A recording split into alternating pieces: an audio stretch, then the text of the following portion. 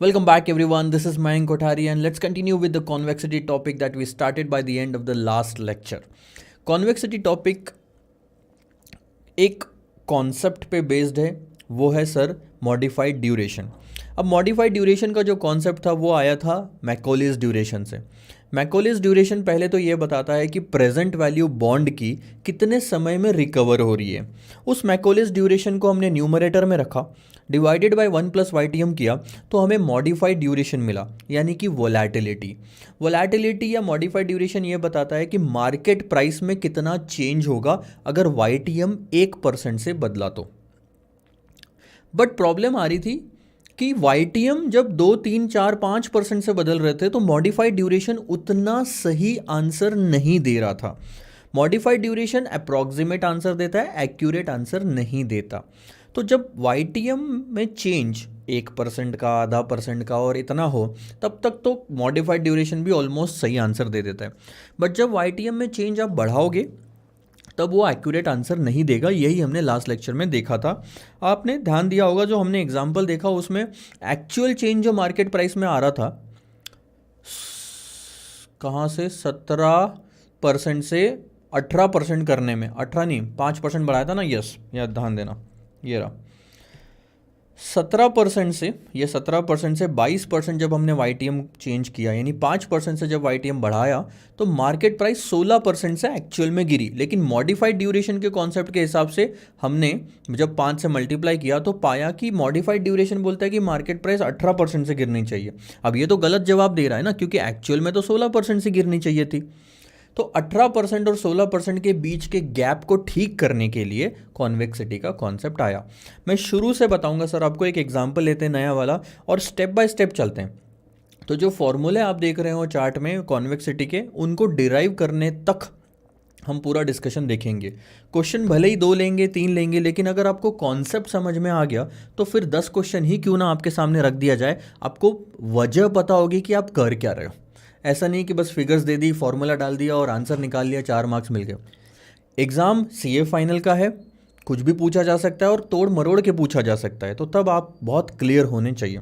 आइए सर शुरू करता हूँ. थोड़ा टाइम लगेगा, आधा घंटा, बट इसके बाद आपको एक एक डिटेल पता चल जाएगी.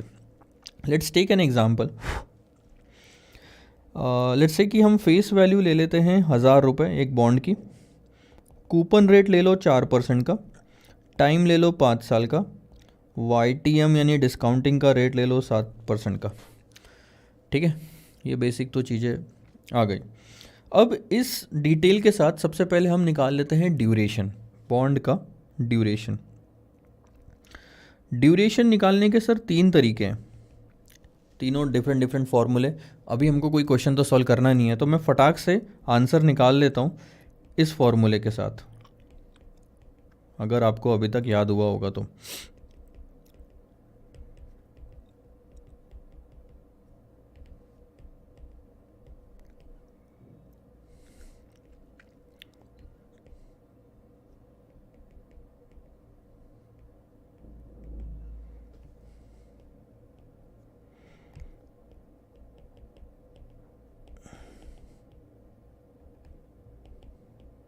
Plus YTM. Let's put down the figures. 1.07, 7% का YTM हम ले रहे हैं, divided by 0.07 minus 1.07 plus coupon rate है. 5 साल है हमारे, कूपन रेट है 0.04 minus 0.07 divided by 0.04 in bracket 1.07 to the power 5 minus 1 plus 0.07. ठीक है, अब धीरे धीरे सॉल्व करते हैं. धीरे धीरे क्यों, फटाफट सॉल्व करते हैं. तो वो आता है 15.29. न्यूमरेटर ले लेता हूँ, माइनस में आएगा 0.03. आप देख रहे हो 4 में से 7 माइनस करेंगे तो पूरा न्यूमरेटर आ गया 0.92. कभी भी अगर एक साथ कैलकुलेशन करने एग्ज़ाम में टाइम बचाना है तो ब्रैकेट वाली जो चीज़ें होती है पहले वहाँ से सॉल्व करो. तो मैंने स्टार्टिंग में कैलकुलेटर में ये सब नहीं रखा, मैंने रखा 0.04 माइनस 0.07, तो अपने आप 0.03 माइनस में आ गया. उसमें 5 मल्टीप्लाई किया और उसमें 1.07 ऐड कर दिया, अपने आप फाइनल आंसर आता है. नीचे भी अगर मैं एक साथ कैलकुलेशन करने जाऊँ तो सबसे पहले कौन सा कैलकुलेशन करूँगा सर, ये ब्रैकेट वाला और ये सबसे पहले टू द पावर वाला, ये करूँगा, इसमें से -1 करूँगा, ये मल्टीप्लाई करूँगा, प्लस 0.07 करूँगा। तो इतना स्मार्ट बनो कि एक ही बार में सारा आंसर निकल जाए, क्योंकि इनके बीच के स्टेप्स के लिए आपको कोई मार्क्स नहीं मिलने वाले, बस टाइम जाएगा। 2 3 4 5 -1 इंटू 0.04 प्लस 0.07, तो ये आता है 0.086। अब सीधा सीधा निकालता हूँ एक साथ, 0.92 डिवाइडेड बाय 0.086, क्योंकि माइनस साइन है तो मैं बाद में प्लस माइनस कर दूंगा, प्लस 15.29, तो ये आता है 4.59। ये हो गया ईयर्स में, कि इतना टाइम लगता है आपकी प्रेजेंट वैल्यू को रिकवर करने के लिए। मैं सही बोल रहा हूँ? ये कॉन्सेप्ट होने के बाद एक और कॉन्सेप्ट है, ध्यान में रखना, वो है सर मॉडिफाइड ड्यूरेशन का, यानी कि हम जिसे कहते हैं वोलेटिलिटी, मॉडिफाइड ड्यूरेशन। ठीक है, उसका फॉर्मूला बहुत सिंपल है, duration divided bye 1 plus YTM। So 4.59 divided by 1.07 करोगे आप, तो आपका आंसर आता है 4.29%। अब ये क्या है थोड़ा सा समझ लो, ये है 4.29% change in market price for 1% change in YTM। अब YTM नीचे जाएगा तो मार्केट प्राइस ऊपर जाएगा, जैसे YTM नीचे गया तो मार्केट प्राइस ऊपर, और YTM ऊपर गया तो मार्केट प्राइस नीचे, ये तो अपोजिट चेंज होगा, ये आपको समझ में आना चाहिए। ठीक है, यहाँ तक आपका क्लियर हो गया, यहाँ तक कोई दिक्कत नहीं है, ये तो हम सब पहले भी देख चुके हैं।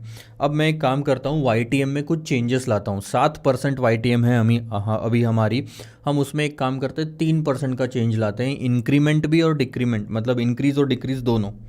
ठीक है, तो ध्यान देना, सबसे पहले मैं कैलकुलेशन करूँगा एट 7%। फॉर्मूला क्या होता है सर हमारा मार्केट प्राइस निकालने का? Interest into present value annuity factor plus redemption value into present value factor. सही बोल रहा हूँ? तो एक काम करते हैं, 7% से आंसर निकालते हैं। इंटरेस्ट आपको कितना 40 रुपये का मिलेगा, 4% का कूपन रेट है, 40 रुपये का इंटरेस्ट मिलेगा। 7% से आप 5 साल का फैक्टर ले लो, और 1000 रुपये is the redemption value at par. 1 divided by 1.07 equal to m plus 1 2 3 4 5, तो आ गया 0.713। MRC करोगे तो 4.1। ठीक है, थोड़ा और नज़दीक ले लेते हैं, जगह लगेगी ना आगे।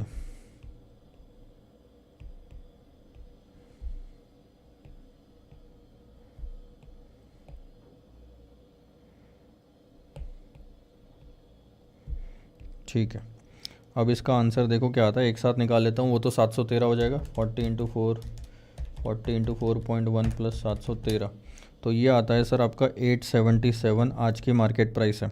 एक काम करते हैं, YTM को 10% कर देते हैं, बढ़ा लेते हैं 3% से, तो 40 इंटू आपका फैक्टर आएगा 3.791। 10% से 5 साल का एन्युटी फैक्टर प्लस 1000 इंटू 0.621, ये 5वें साल का फैक्टर है। तो 40 इंटू 3.791 प्लस 621 अगर करोगे तो वो आता है 772.64। देख रहे हो आप, 3% से YTM बढ़ाया तो मार्केट प्राइस गिर गई। अब आप एक करो 3%, उतने ही परसेंट से YTM गिरा दो, तो आपका आंसर आएगा 1000। मेरे को कोई कैलकुलेशन यहाँ पे करने की ज़रूरत नहीं है। क्यों सर? 4% ही कूपन रेट है, 4% ही अगर YTM है तो मार्केट प्राइस और फेस वैल्यू भी सेम होगी, अगर कूपन रेट और YTM भी सेम है। ये वाला कॉन्सेप्ट तो आपने देखा ही होगा। तो मैं अब आगे कैलकुलेशन कर रहा हूँ, ध्यान देना।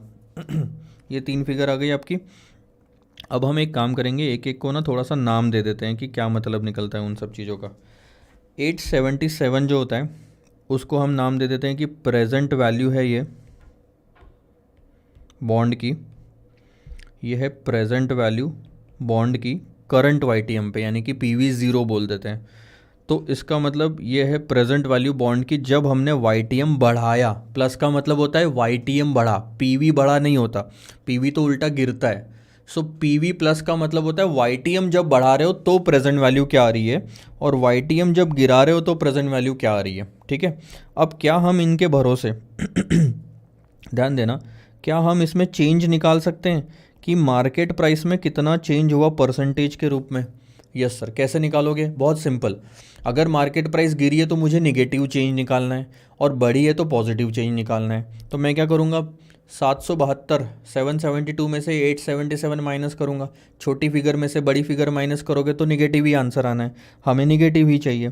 तो देखो आपका ये एक टेक्निक बन जाता है, P V plus minus P V zero divided by P V zero. क्या मैं ऐसा लूँगा 772.64 माइनस 877 डिवाइडेड बाई 877, तो मेरा परसेंटेज निकल जाएगा कि कितना मार्केट प्राइस गिरी है और निगेटिव में ही आंसर आएगा। सेम इसके साथ अगर आप करोगे तो P V minus P V zero, P V minus P V zero divided by P V zero. चलो यहाँ तक ठीक है, आगे बढ़े। इससे आपका आंसर आ जाएगा, तो आंसर निकालो ना सर, ये रहा देखना। तो ये एक्चुअल, हम इसे क्या नाम देंगे sir, actual change in market price कितना आया। देखो 772.64 डिवाइडेड बाय 877 डिवाइडेड बाय 877, अरे क्या गलत हो गया, 772.64 माइनस 877 डिवाइडेड बाई 877 इंटू 100, तो ये आता है आपका माइनस 11.90% इंटू 100 करने के बाद यहाँ 1000 माइनस 877 डिवाइडेड बाई 877 इंटू 100 अगर आप करोगे तो आपका यह आंसर आता है 14.02%। ठीक है, माइनस का मतलब है इतने परसेंट से मार्केट प्राइस गिरी, यहाँ पे इतने परसेंट से मार्केट प्राइस बढ़ी, 3% वाईटीएम कम करने पे, 3% वाईटीएम बढ़ाने पे। अब यही कॉन्सेप्ट अगर आप अकॉर्डिंग टू मॉडिफाइड ड्यूरेशन लेते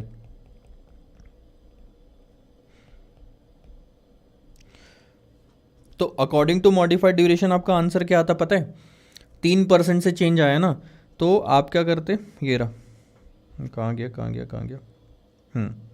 4.29%। ये 1% वाईटीएम पे 4.29 मार्केट प्राइस चेंज हो रही है, तो 4.29 इंटू 3 करोगे आप यहाँ पे, 4.29 इंटू 3, यानी मॉडिफाइड ड्यूरेशन का कॉन्सेप्ट बोलता है कि आपकी मार्केट प्राइस 12.87% यहाँ गिरनी चाहिए थी और 12.87% यहाँ बढ़नी चाहिए थी। अब आप देखो यहाँ पे आपको क्लियर डिफरेंस पता चलेगा कि नहीं ऐसा नहीं हो रहा, तो यहाँ ऑलमोस्ट 1% का डिफरेंस आ रहा है, यहाँ पे भी 1%, ये उससे थोड़ा ज़्यादा ही आ रहा है डिफरेंस। तो कितना डिफरेंस आ रहा है ये बताओ, कितना आ रहा है डिफरेंस, हम निकाल लेते हैं। सो 11.90 माइनस 12.87 अगर आप करोगे तो यहाँ डिफरेंस आता है 0.97 का। ठीक है, और यहाँ आता है थोड़ा सा space constant,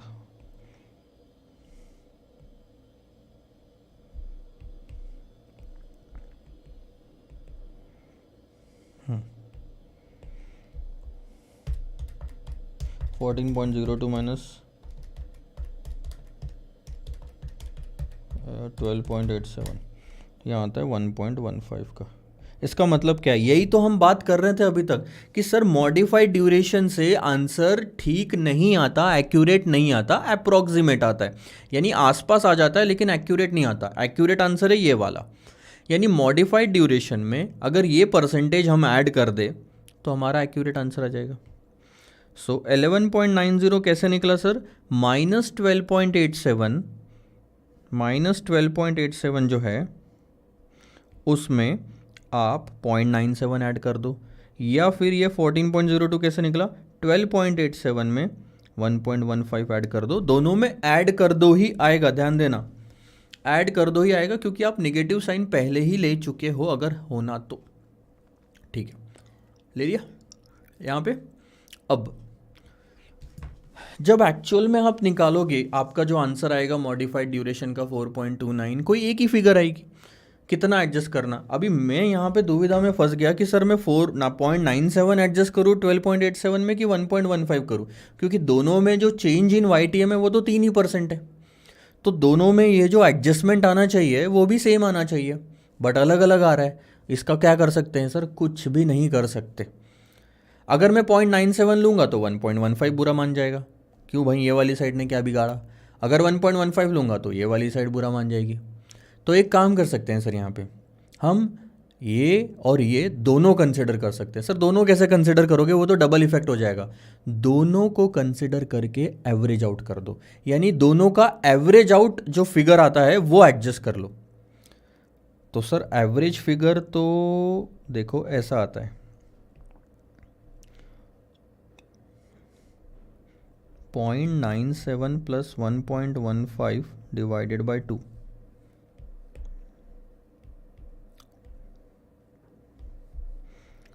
point 97 plus 1.15 divided by 2, 1.06। Sir average तो इतना आ रहा है, लेकिन प्रॉब्लम हो जाएगी। एवरेज सर आप एडजस्ट करोगे तो फिर एग्जैक्ट फिगर नहीं आएगी ना, क्योंकि एक्यूरेट आंसर तो 0.97 एडजस्ट करने के बाद ही आ रहा था। एग्जैक्टली आपका अभी भी एक्यूरेट आंसर नहीं आएगा कॉन्वेक्सिटी से, बट आपका जो आंसर है it will be more closer, it will be closer to the real answer, actual market price.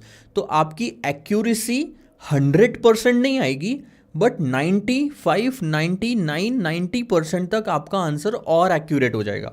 तो अभी भी आंसर अप्रोक्सीमेट आ रहा है कॉन्वेक्सिटी से, लेकिन 90% एरर आप कम कर चुके हो। सोचो ना, जहाँ 100 रुपये का डिफरेंस आ रहा था वहाँ सिर्फ 10 रुपये का डिफरेंस या 5 रुपये का डिफरेंस आएगा, तो ठीक है, और भी अच्छी बात है।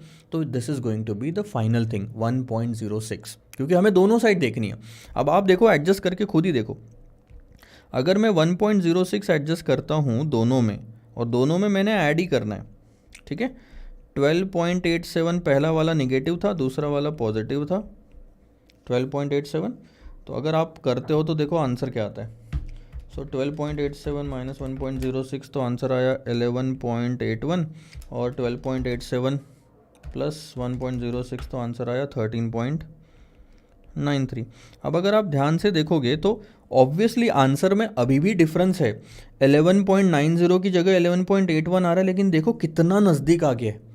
पहले तो इतना था 90 और 12.87, पूरा 1% का डिफरेंस था, अभी सिर्फ 0.1 का या 0.09 का डिफरेंस है। तो this is also approximate but better than this answer. इसमें भी सेम वही चीज होगी, 14.02 और 13.93 में डिफरेंस बहुत कम हो गया। जैसे 0.09 का ही तो है यहाँ पे भी 0.09 का, वहाँ पे भी 0.09 का ही डिफरेंस आ रहा है, जबकि पहले 1% का डिफरेंस आ रहा था। तो ये आंसर आपका फाइनल बन जाता है। अब इसी से हम फॉर्मूला डिराइव करेंगे सर। मैंने आपको लॉजिक समझा दिया, कॉन्सेप्ट समझा दिया, आपको ये चीज़ कंफर्म कर दी कि देखो एक्यूरेट आंसर 11.90 आना चाहिए था, 12.87 आता है मॉडिफाइड ड्यूरेशन के हिसाब से, तो ये गलत है। गलत है मतलब बहुत दूर है एक्यूरेसी के, तो इसमें कुछ ना कुछ एडजस्ट करना ज़रूरी है। ये जो एडजस्टमेंट हम कर रहे हैं ना, इसे कहते हैं कॉन्वेक्सिटी एडजस्टमेंट। तो हमारा फॉर्मूला भी ऐसा ही होगा सर। जो actual change in market price हमें निकालना है, यानी कि अब हम 11.81 निकालेंगे, वो कैसे निकलेगा? पहले तो मॉडिफाइड ड्यूरेशन का चेंज निकाल लो कि आपका मॉडिफाइड ड्यूरेशन क्या बोलता है, और फिर उसमें एडजस्टमेंट कर दो। ये दो फैक्टर रहेंगे, एक जो मॉडिफाइड ड्यूरेशन बोलता है, दूसरा जो कॉन्वेक्सिटी का एडजस्टमेंट हम उसमें चिपका देंगे। तो आओ सर डेरिवेशन पे जाते हैं।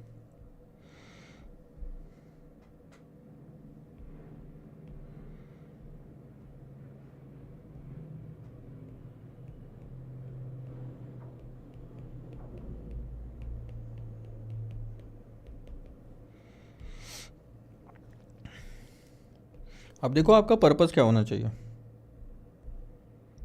ध्यान देना।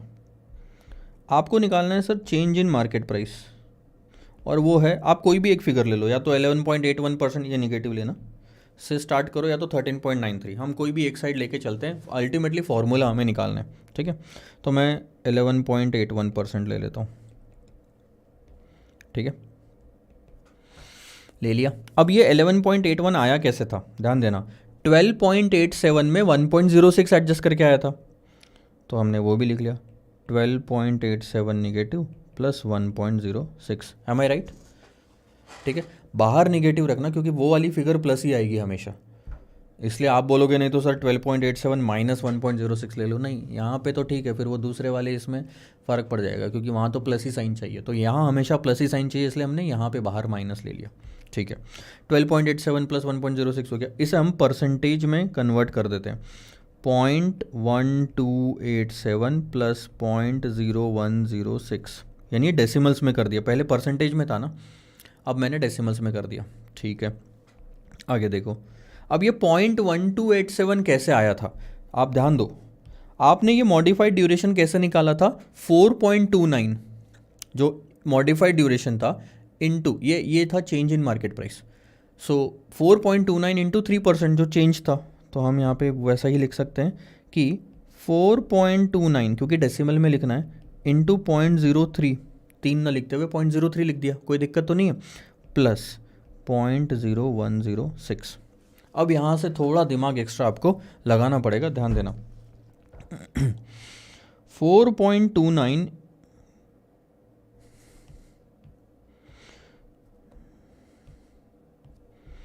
ये है sir change in market price for 1% change in YTM।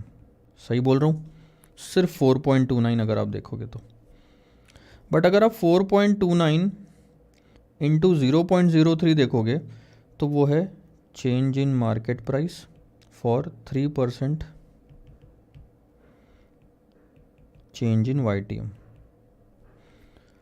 ठीक है, यानी कि ये जो 12.87 है इसमें 3% चेंज YTM का इंक्लूडेड है, कि हम बोल रहे हैं कि YTM 3% से बदलेगा तो मार्केट प्राइस इतने से बदलेगी, और इसी में हम 1.06 एडजस्ट कर रहे हैं, यानी कि 1.06 भी तब निकला है जब हमने 3% चेंज से मल्टीप्लाई किया होगा।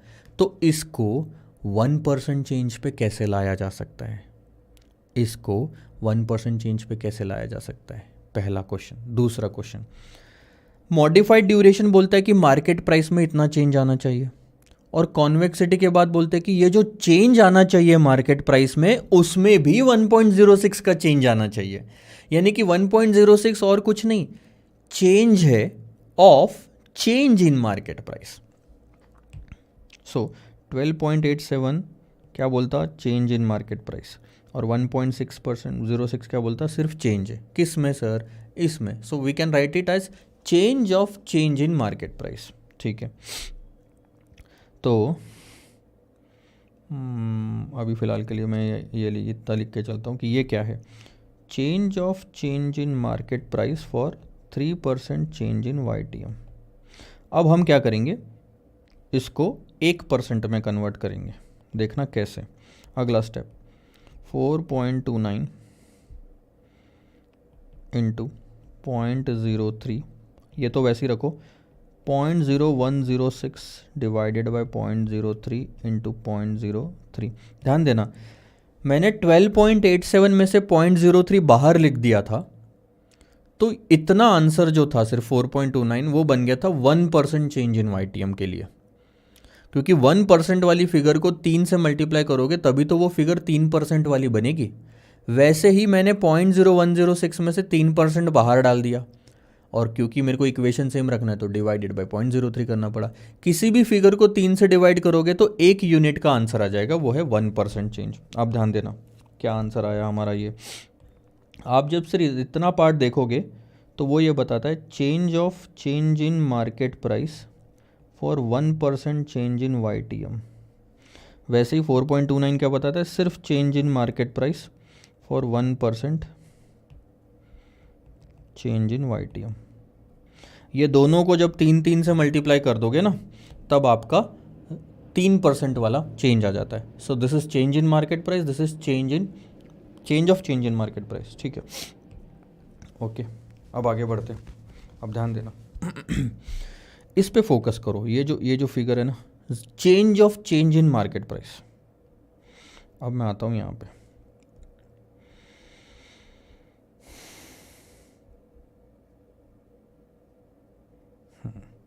ये बताओ क्या था, 4.29% आपने कैसे निकाला, ये क्या था, चेंज इन मार्केट प्राइस था ना, तो क्या मैं उसको ऐसा लिख सकता हूँ,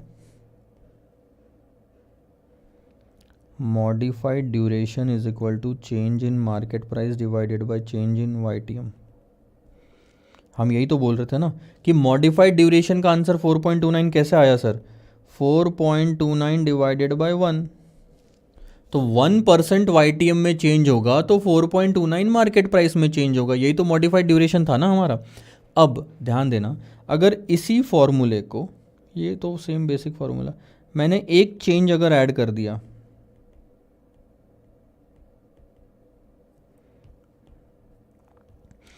change in market price divided by change in YTM, so right hand side में एक चेंज ऐड कर दिया, तो क्या मैं ये बोल सकता हूँ कि लेफ्ट हैंड साइड में भी मैं ऐड कर सकता हूँ? Yes sir. अगर आप चेंज इन मार्केट प्राइस लेते हैं तो it will become change in modified duration also, change in modified duration also. So change in modified duration is equal to change in market price divided by change in YTM। ठीक है, इसका मतलब ध्यान देना, market price के जो change है is nothing but change in modified duration for 1% change in YTM, change in modified duration for 1% change in YTM। अब आप आगे देखो, ये वही चीज़ है, ये 1% change in YTM is change in market price, यानी कि इसी फिगर को मैं बोल सकता हूँ कि ये चेंज इन मॉडिफाइड ड्यूरेशन है, बट वो फिर चेंज इन मॉडिफाइड ड्यूरेशन बन जाएगा 3% YTM के लिए। पहले इसको सॉल्व कर लेते हैं। 4.29 इंटू 0.03 प्लस, वो आंसर आता है आपका 0.0106 डिवाइडेड बाय 0.03,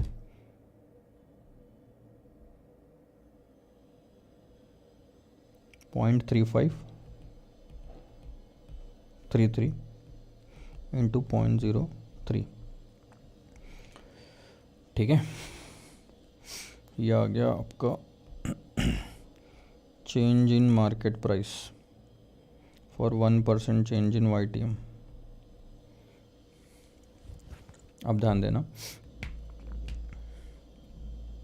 इसी चीज़ को मैं दूसरी तरह से लिख सकता हूँ, और एक चीज़ हम करेंगे, 4.29 into 0.03 plus 0.3533 divided by 0.03 into 0.03, और ये पहले वाला 0.03 वापस लिख लिया। अब देखो, ये जो 0.03 ये तो मैंने यहाँ पे लिख लिया, मैंने एक और बार 0.03 से और 0.03 से मल्टीप्लाई किया। इसका क्या मतलब हुआ? इसका मतलब ये हुआ कि ये जो था, ये था change in modified duration for 3% change in YTM, तो मैंने उसमें से फिर 3% बाहर निकाल दिया, और फिर ये जो आया ये था change of modified duration. Modified duration में कितना चेंज होगा अगर YTM 1% से चेंज हुआ तो? This will be called as change in modified duration for 1% change in YTM। थोड़ा डिफरेंस है, ध्यान देना, ये तो चेंज इन मार्केट प्राइस था, चेंज इन मार्केट प्राइस। अब यह है सिर्फ change in modified duration for 1% change in YTM। इसको लिख लो तो देखो क्या आता है, अब आपका सारा आंसर आ जाएगा। अब आपको दिक्कत तो नहीं है ना कि 0.03 से डिवाइड किया और 0.03 यहाँ पे लिख दिया, तो वैसे भी कैंसिल कर सकते हो, तो अल्टीमेट आंसर आपका कहीं पे भी नहीं बदलता। अब देखना क्या होता है, 4.29 इंटू 0.03 प्लस, यह आता है 11.78 इंटू 0.03 इंटू 0.03। ठीक है, यह है आपका कॉन्वेक्सिटी वाला पार्ट। अब आप अगर इसको फॉर्मूला में कन्वर्ट करना चाहो तो ध्यान देना, 4.29 था आपका मॉडिफाइड ड्यूरेशन। अच्छा, हम एक चीज़ गलत करते आए, हमने माइनस साइन यहाँ से छोड़ दिया, ये माइनस, ये माइनस, ये माइनस, ये माइनस और ये माइनस। अब ध्यान देना, फाइनल फार्मूला जो है शुरुआत होगी सर माइनस साइन से, क्योंकि हमें ये बताना है कि YTM जो भी चेंज होगा उसके अपोजिट डायरेक्शन में आपका मार्केट प्राइस चेंज होगा। तो YTM अगर 3% से बढ़ता है तो प्लस आएगा यहाँ पे 0.03, अगर गिरता है, क्योंकि हमने ध्यान देना, हमने जो यहाँ पे साइन लिया था ये 11.81 यानी बढ़ने वाला लिया था, अगर गिरता है तो हम यहाँ पे चेंज इन YTM माइनस में लेंगे, तो माइनस माइनस ऑटोमेटिकली पॉजिटिव हो जाएगा वो बाद में, तो यहाँ माइनस आना चाहिए अगर YTM गिरता है तो। ध्यान देना आप, अब आता है दूसरा जो 4.29 था, वो क्या था सर, एनुअल मॉडिफाइड ड्यूरेशन, सही बोल रहा हूँ। फिर multiplied by Y T M क्या था, change in Y T M. ये जो 0.03 था वो क्या था, change in Y T M. तो एक फिगर आपकी ये हो गई, एक पार्ट फॉर्मूले का, प्लस 11.78 को हम बोलेंगे कॉन्वेक्सिटी, और ये जो 0.03 दिख रहा है उसको मैं क्या ऐसा लिख सकता हूँ, change of Y T M का स्क्वायर। तो ये आपके दो हिस्से बन गए। ये जो आंसर आता है वो ये बताता है कि मॉडिफाइड ड्यूरेशन के हिसाब से क्या आंसर आ रहा है, जो कि गलत होता है, एक्यूरेट नहीं होता, ठीक है। और उसको एक्यूरेट बनाने के लिए हम ये वाला पार्ट एडजस्ट करते हैं। ये है वो 12 पॉइंट समथिंग है, ये है 1.06। इतना तो समझ में आया ये कहाँ से आया। अब सारा का सारा खेल आके रुकता है कि 11.78 कैसे निकाले, यानी कि कॉन्वेक्सिटी। अब ध्यान देना, मैं आता हूँ अब कॉन्वेक्सिटी वाले पार्ट पे। कॉन्वेक्सिटी का मतलब देखो क्या है, कॉन्वेक्सिटी क्या है, 11.78 बराबर है। कॉन्वेक्सिटी हम किसको बोल रहे हैं, 11.78 को। और 11.78 को अभी अभी हमने क्या बोला, change in modified duration for a percentage change in YTM. Change in modified duration for a percentage change in YTM. तो क्या मैं इसको ऐसा लिख सकता हूँ कि convexity is nothing but change in modified duration divided by change in YTM. क्यों, हमने मॉडिफाइड ड्यूरेशन को भी तो ऐसे ही लिखा था ना ऊपर में, ध्यान देना। ये रहा, जब मॉडिफाइड ड्यूरेशन था तो उसको क्या लिखा था, change in market price divided by change in YTM. तो change in modified duration divided by change in YTM. अब चेंज इन मॉडिफाइड ड्यूरेशन का फॉर्मूला क्या था, अभी अभी हमने जो देखा वो और कुछ नहीं सर, ये देखो, ये तो चेंज एक आप बाहर रख लोगे, फिर modified duration is nothing but change in market price divided by change in YTM. मैं ऊपर वाले चेंज, वो चेंज को ऊपर रख सकता हूँ, ये चेंज इन वाईटीएम नीचे आ जाएगा। ये देखो, ये आपको सही लगा क्या, ध्यान देना, ऊपर से ही लाया है। मॉडिफाइड ड्यूरेशन का मतलब ही तो यही होता है। ये पूरा पार्ट जो है वो सिर्फ मॉडिफाइड ड्यूरेशन का है। अब हम एक काम करते हैं, चेंज इन वाईटीएम हम लेके आ जाते हैं नीचे में, तो वो फॉर्मूला कुछ इस तरह से दिखेगा आपको। Change in market price divided by change in YTM square हो गया वो, ठीक है। अब हम बात करते हैं सर मार्केट प्राइस में चेंज कैसे निकालना है, और ये हम ऑलरेडी देख चुके हैं। आपको अगर ध्यान होगा, ये देखो, ये फॉर्मूले, ये पूरा अपना सीन चल रहा है, डेरिवेशन एंड ऑल दैट। उसके जस्ट पहले हमने जब 3% लिया था तो हमने निकाला था कि मार्केट प्राइस में चेंज कैसे निकालना है। तो मार्केट प्राइस में चेंज ऐसे निकालना है। बट बात आती है, अब देखना, अब सिर्फ आप 11.81% के एंगल से मत देखो, ये तो मैंने शुरू किया था सिर्फ फॉर्मूला तक पहुंचने के लिए, लेकिन अगर हमको फॉर्मूला प्रॉपरली डिराइव करना है तो हमें दोनों कंसिडर करना पड़ता है। तो आप बताओ, क्या मैं ये कंसिडर कर सकता हूँ सिर्फ, नहीं। क्या मैं ये सिर्फ कंसिडर कर सकता हूँ, नहीं। मुझे दोनों का एवरेज लेना पड़ेगा। That will be the change in market price, change in market price, यानी कि ये वो 1.06% वाली हम बात कर रहे हैं, ठीक है। इज इक्वल टू कैसे लिखूंगा देखना, सिर्फ इतना वाला पार्ट। सबसे पहला तो PV plus minus PV zero divided by PV zero, ये एक हो गया। हमें एवरेज लेना है तो हम प्लस करेंगे, PV minus minus PV zero divided by PV zero. But इनका भी हमें एवरेज ही लेना है, तो डिवाइडेड बाय 2 ले लिया। और डिनोमिनेटर में क्या है, चेंज इन वाईटीएम का स्क्वायर। आप जो इतना पार्ट देख रहे हैं ना, ये इतना पार्ट आया सिर्फ चेंज इन मार्केट प्राइस की वजह से, न्यूमरेटर का। बाकी तो change in YTM square denominator में दोनों जगह सेम है। अब आप ऊपर में अगर यहाँ पे ध्यान दोगे, ध्यान देना, यहाँ पे ये दो को मैं नीचे लेके आ सकता हूँ। पीवी ज़ीरो दोनों में कॉमन है, तो मैं दोनों का कॉमन डिनोमिनेटर पीवी ज़ीरो रख सकता हूँ, वो भी सबसे नीचे आ जाएगा। तो न्यूमरेटर में सिर्फ ये ऊपर वाली लाइन बचेगी, और डिनोमिनेटर में 2 into PV zero into change in YTM square. देखो वो कैसे दिखेगा, 2 into PV zero into change in YTM square. और न्यूमरेटर में ध्यान देना, न्यूमरेटर में आएगा P V plus minus P V zero plus P V minus minus P V zero.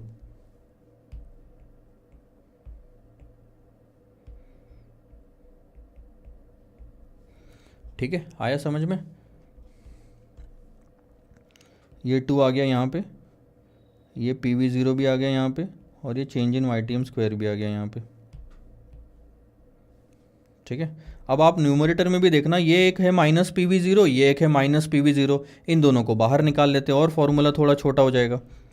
So final formula जो हमारा बन रहा है वो है P V plus plus P V minus minus 2 P V zero, क्योंकि 2 पी वी ज़ीरो है, denominator में 2 P V zero into change in Y T M square. ये है आपका फाइनल फार्मूला जिससे कॉन्वेक्सिटी निकलनी है। वो जो 11.78 वाली फिगर है वो इससे निकलेगी धीरे धीरे। हम ये है हमारा डेरिवेशन, ध्यान देना सर।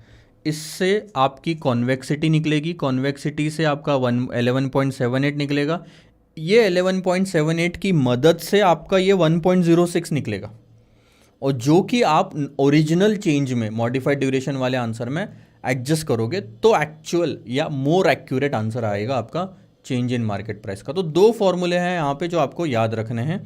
एक तो ये रहा, change in market price is equal to, minus में चालू करोगे annual modified duration into change in Y T M plus convexity into change in Y T M का स्क्वायर, और उस कॉन्वेक्सिटी का फॉर्मूला यहाँ पे है P V plus plus P V minus minus 2 into P V zero divided by 2 into P V zero into change in Y T M square. अब यही 2 फॉर्मूले मैं आपको चार्ट्स में दिखा देता हूँ, थोड़ा ध्यान देना। अगर आप चार्ट में आओगे कॉन्वेक्सिटी वाले पार्ट में तो आपको ध्यान में आएगा ये कॉन्वेक्सिटी वाला फॉर्मूला, और ये वही है जो अभी अभी हमने डिराइव किया। पी वी प्लस प्लस का मतलब होता है जब वाई टी एम ऊपर जा रहा है तो बॉन्ड की प्रेजेंट वैल्यू कितनी, उसमें आप ऐड कर रहे हो पी वी माइनस जब वाई टी एम नीचे जा रहा है, minus 2 into P V zero. अब आपको समझ में आ रहा होगा कि ये जो 2 इंटू पी वी ज़ीरो है उसमें से एक पी वी ज़ीरो इसके साथ अटैच था, एक पी वी ज़ीरो इसके साथ अटैच था। डिवाइडेड बाई 2 का मतलब होता है ये एवरेज आउट करने के लिए हमने लिया था। उसके बाद में ये जो पी वी ज़ीरो है ये दोनों के डिनोमिनेटर में था तो कॉमन आ गया था इसलिए नीचे आ गया, और ये change in Y T M का स्क्वायर, यील्ड मतलब वाई टी एम का स्क्वायर। इसी कॉन्वेक्सिटी को देखो हमने नीचे लिया और निकाला change in present value, market price में कितना चेंज होगा। तो हमने माइनस से शुरू करा, क्यों? क्योंकि जैसे भी यील्ड चेंज हो रहा है उसका अपोजिट हमको इंपैक्ट देना है मार्केट प्राइस पे। और उसके बाद annual modified duration into change in yield.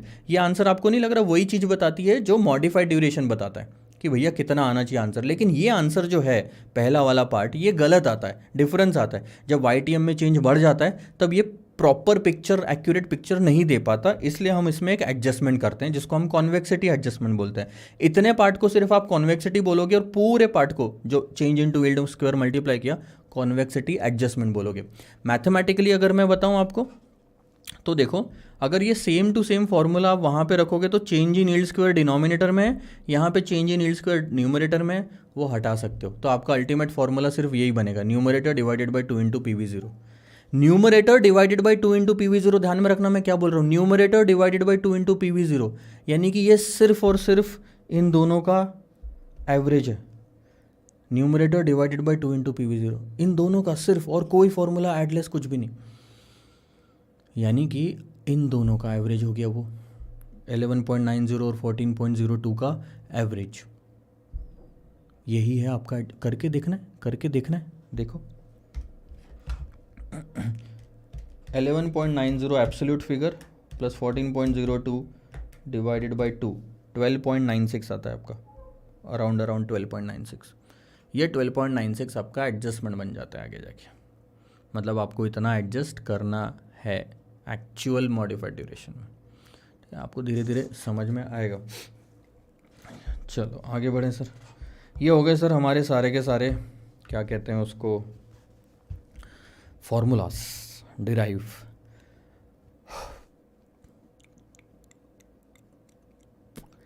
Question कुछ सॉल्व करते हैं। अब कॉन्वेक्सिटी के भले ही कुछ कम क्वेश्चंस कम है, 41 मिनट लग गए हमको कॉन्वेक्सिटी डिस्कस करने में, और इतने ही टाइम में तो हमारे सारे कॉन्वेक्सिटी के क्वेश्चन भी हो जाएंगे। बट कॉन्सेप्ट समझना ज़रूरी था। अब आपको एग्जाम में वो कुछ भी पूछे आप इजीली सॉल्व कर पाओगे, बिकॉज आपको पता चल गया कि यार ये जो वोलेटिलिटी वाला कॉन्सेप्ट था इसमें प्रॉब्लम क्या थी, और उस प्रॉब्लम को सॉल्व करता है कॉन्वेक्सिटी। मतलब थोड़ा अपने गोल के और एक्यूरेट आंसर के थोड़ा नज़दीक पहुँचाता है, काफ़ी नज़दीक पहुँचाता है कॉन्वेक्सिटी। मैं फिर बता रहा हूँ, ये भी अप्रॉक्सीमेट आंसर ही देता है, लेकिन काफ़ी एरर कम हो जाता है। इसमें तो एरर ही एरर आता है अगर आप चेंज इन YTM बढ़ा दोगे तो वोलेटिलिटी में।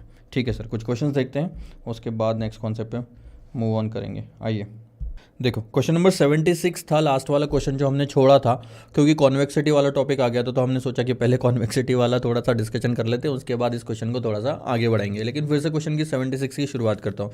लेकिन क्वेश्चन 76 से लेके क्वेश्चन 79 तक, 79 नहीं, सॉरी 89 तक, यानी कि तकरीबन 14 क्वेश्चन है, बहुत फास्ट हम कवर करने वाले हैं, क्योंकि मैक्सिमम चीज़ें हम पढ़ चुके हैं ऑलरेडी। ठीक है, आओ सर। तीन चार चीज़ें जो बार बार रिपीट होने वाली है वो है मार्केट प्राइस कैसे निकालते हैं, ड्यूरेशन कैसे निकालते हैं, वोलेटिलिटी कैसे निकालते हैं, कॉन्वेक्सिटी का ये वाला क्वेश्चन है, और आखिरी के 3-4 क्वेश्चन है, वो भी ईजी है, इतना डिफिकल्ट नहीं है। तो यही सब चीज़ें रिपीट होने वाली है, that's why we are going to थोड़ा सा मूव फास्ट। अभी 131 क्वेश्चन तक पहुँचना है।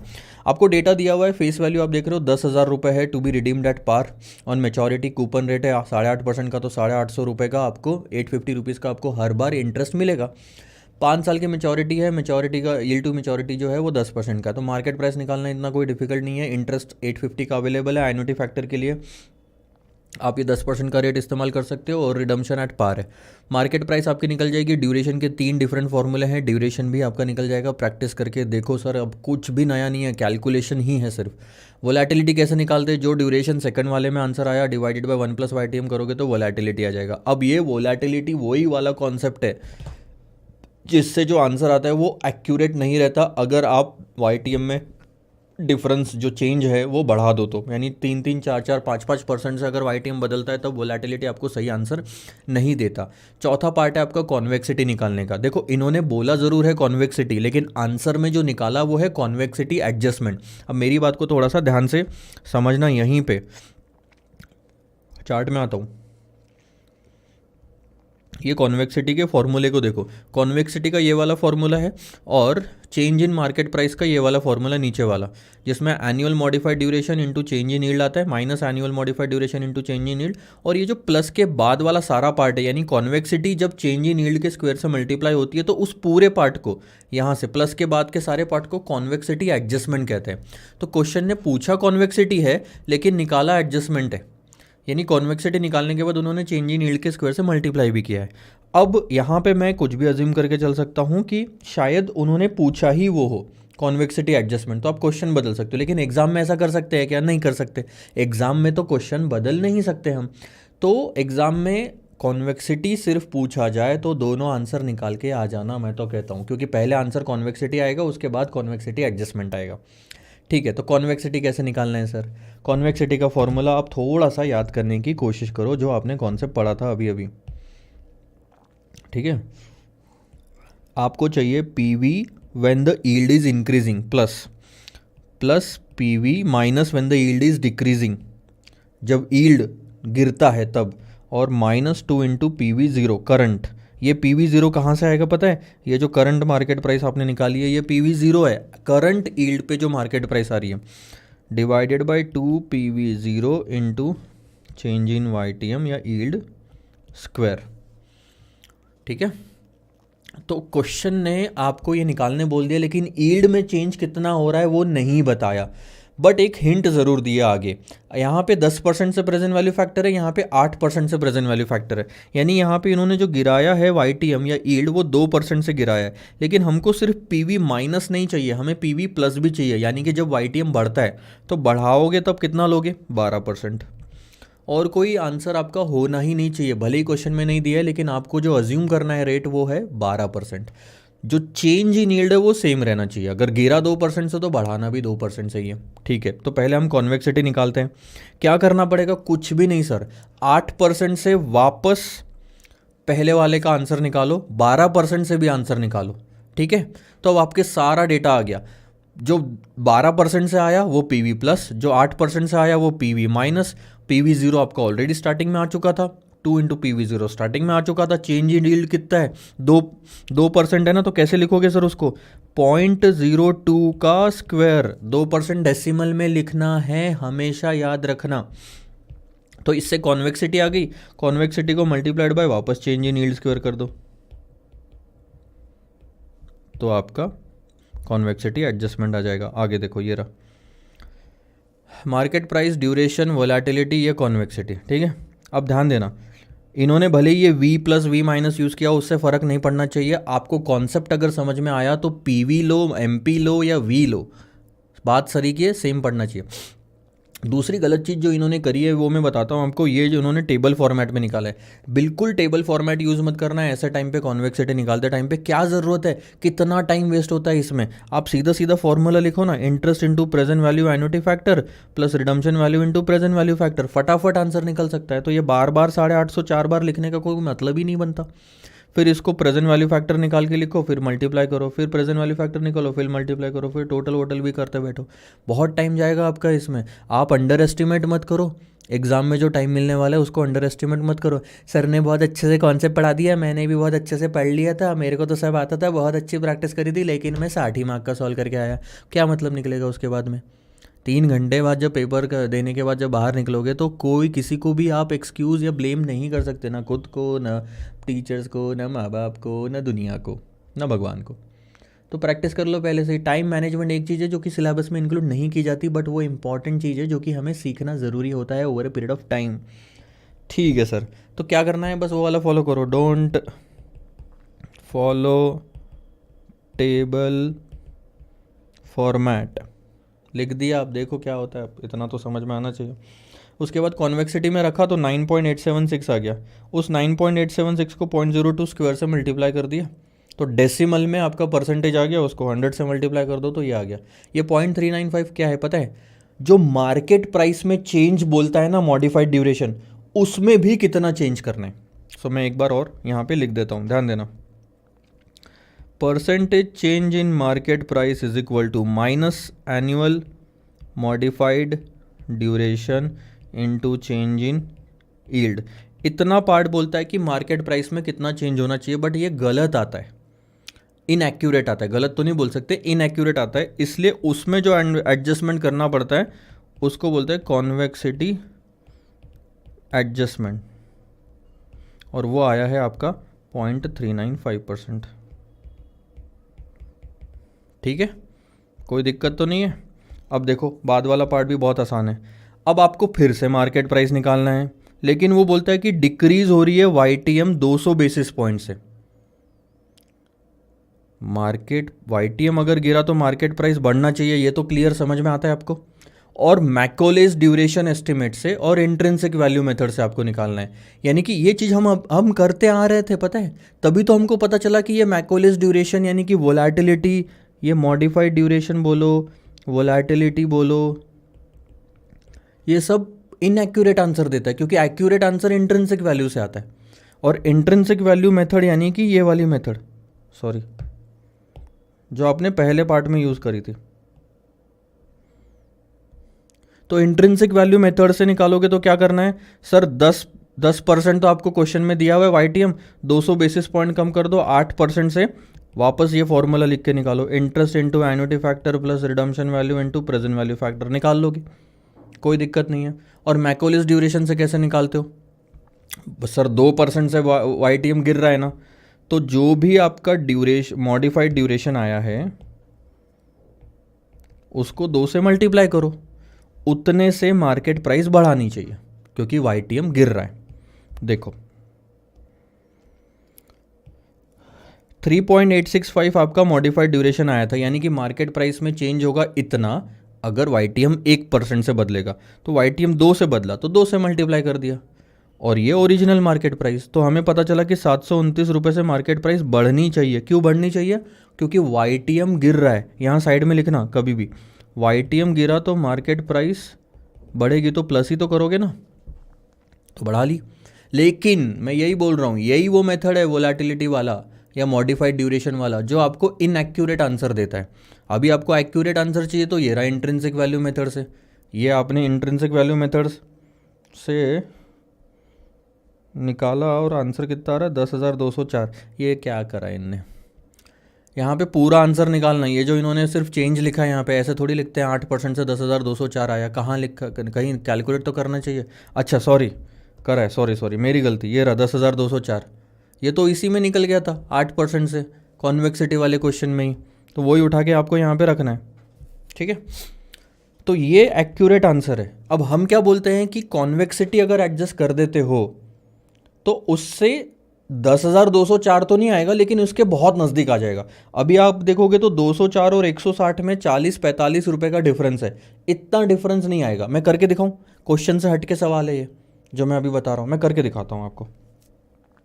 तो पहले तो हमने जो पिछले वाले क्वेश्चन में लिया वो ठीक करो, मतलब 0.395 का एडजस्टमेंट इसमें होना, तो हम ये भी ले लेते हैं। माइनस मॉडिफाइड ड्यूरेशन कितना आया था हमारा, एनुअल मॉडिफाइड ड्यूरेशन 3.865 बराबर, तो हमने ले लिया 3.865 into change in yield 0.02। But ध्यान देना यील्ड गिरी है, YTM गिरा है, तो माइनस लेना पड़ेगा आपको यहाँ पे, और ये प्लस। माइनस लोगे, देखो वो माइनस और ये माइनस तो निगेट हो जाएगा, हट जाएगा, तो आंसर जो बचेगा वो आता है 3.865 इंटू 0.02, तो ये आता है 0.0773 प्लस 0.3। अच्छा इसको भी तो डेसिमल में लिखना पड़ेगा ना मालिक, 0.00395 करो टोटल, यह आता है 8.125% अगर परसेंट में लिखना है तो। अब ये क्या है, इसका मतलब ये होता है कि अगर आपको और एक्यूरेट आंसर चाहिए तो 7.73 तो आपको मॉडिफाइड ड्यूरेशन बता रहा था कि चेंज करो, लेकिन एक्चुअल में 8.125 होना चाहिए, उसमें हमने 0.395% ऐड कर दिया।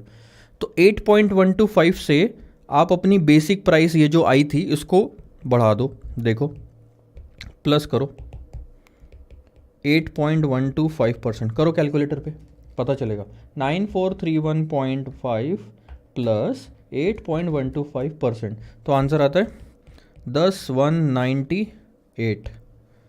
ठीक है मैं इधर लिख लेता हूँ, क्या आंसर आया सर 10,198। बताओ कितने का डिफरेंस है, सिर्फ 6 रुपये का, और इसमें कितने का डिफरेंस था, तकरीबन 44 रुपीज़ के आसपास डिफरेंस था।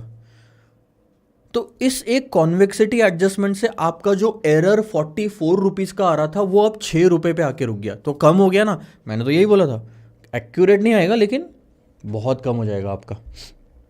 ठीक है सर, अब अगला क्वेश्चन देखो, अगला क्वेश्चन आप कर रहे हो होमवर्क, क्यों कर रहे हो, देखो कुछ भी नहीं है, सब कुछ डिटेल दिए, मार्केट प्राइस निकालने बोला है, ड्यूरेशन निकालने बोला है, वही same method, interest into present value annuity factor plus redemption value into present value factor. Duration के 3 मेथड होते हैं, जो मेथड से निकाल लो। फिर वही ड्यूरेशन से आपको क्या निकालना है सर, मॉडिफाइड ड्यूरेशन निकालना है, यानी कि वोलेटिलिटी।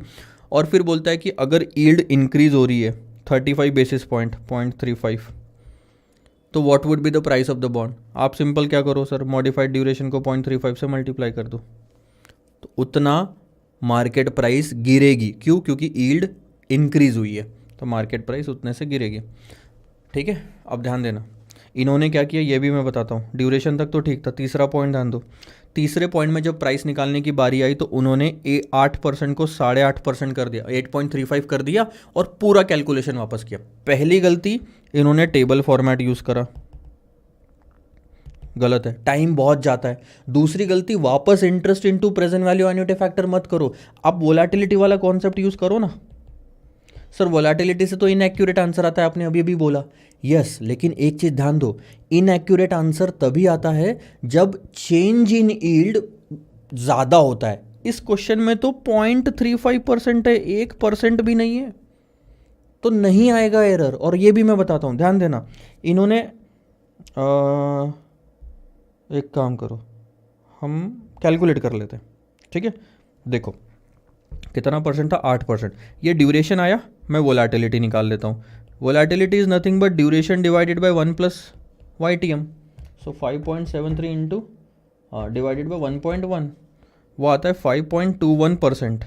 अब ये मार्केट प्राइस गिरेगी इतने से अगर 1% से YTM बढ़ा, लेकिन हमारा YTM तो सिर्फ 0.35 से बढ़ा, तो 0.35 से मल्टीप्लाई कर दो, तो मार्केट प्राइस 1.823% से गिरनी चाहिए।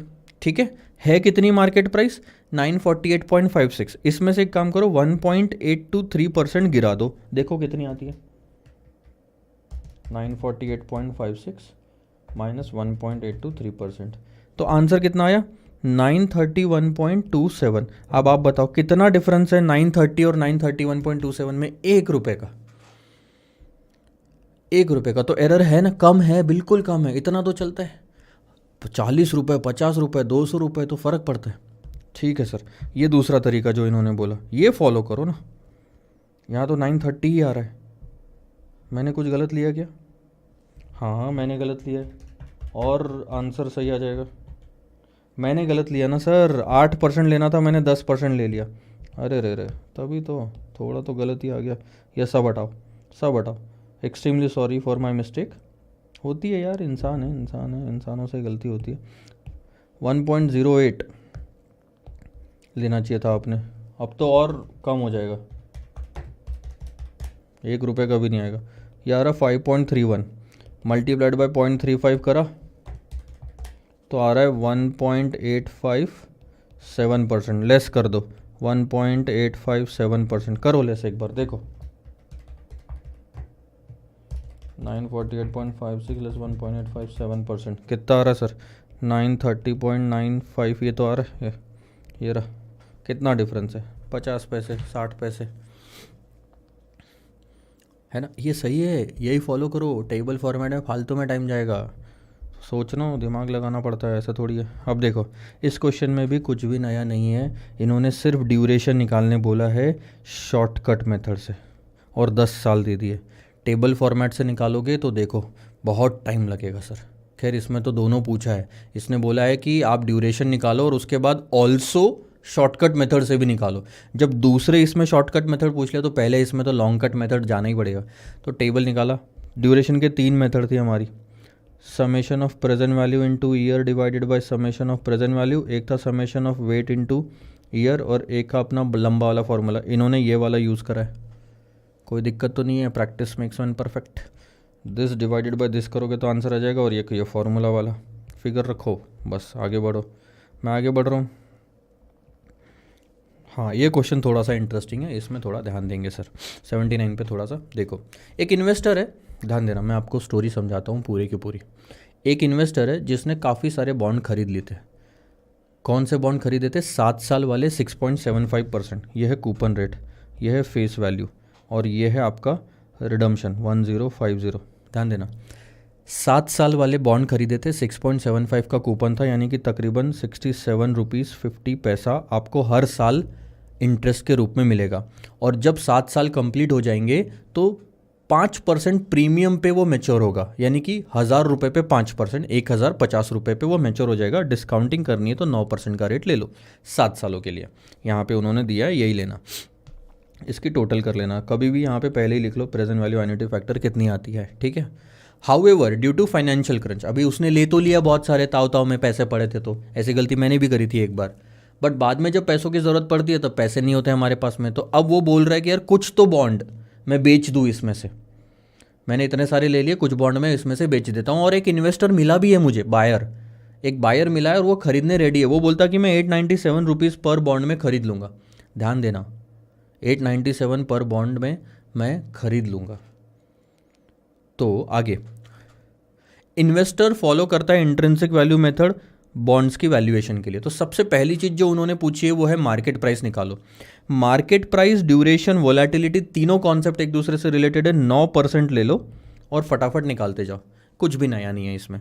तो आपको 9% पे जब आप मार्केट प्राइस निकालने गए तो आपको पता चला यार 914 रुपये आती है। इसका मतलब अगर कोई भी बंदा 914 रुपये का पेमेंट करता है तो उसकी अर्निंग इस पूरे बॉन्ड में 9% की होगी। ये उसकी IRR बोल सकते हो आप, रिटर्न बोल सकते हो उसका, ठीक है। लेकिन अगर हमारा बायर 897 में खरीदने के लिए रेडी है, उससे ज़्यादा देने को रेडी नहीं है, यानी कि वो और सस्ता खरीदना चाहता है। अगर वो और सस्ता खरीदना चाहता है तो उसका IRR और ज़्यादा होगा। मार्केट प्राइस गिरेगी तो YTM बढ़ेगा ना मालिक, यानी कि वो 897 से भी 9% से भी ज़्यादा कमा रहा है, ये तो कन्फर्म हो गया अगर वो 897 पे खरीदता है तो। ठीक है, चलो वो हम बाद में बात करेंगे। अब हम ड्यूरेशन निकाल लेते हैं। ड्यूरेशन हमने इस मेथड से निकाली, ये वाली मेथड थी summation of weight into years. Weight किसका लिया सर? प्रेजेंट वैल्यू का वेट लिया। ये जो प्रेजेंट वैल्यू है ना, इसका हमने वेट लिया और ईयर से मल्टीप्लाई कर दिया, हमारा आ गया। आप ये वाले मेथड से भी निकाल सकते हो अल्टरनेटिव। तो इन्होंने सारी मेथड्स दी, आपको जो मेथड यूज़ करना है करो। प्रैक्टिस मेक्स मैन परफेक्ट, सिर्फ देख के आगे मत बढ़ जाना। मेरा तो काम है फास्ट ट्रैक बैच में कि रिपीटेटिव चीज़ों को मैं आगे बढ़ाऊँ, बट आप भी अगर ऐसा करोगे तो आप भी अटेम्प्ट भी आगे बढ़ता जाएगा। तो थोड़ा सा ध्यान रखना इस बात का, बाकी तो आपकी मर्जी।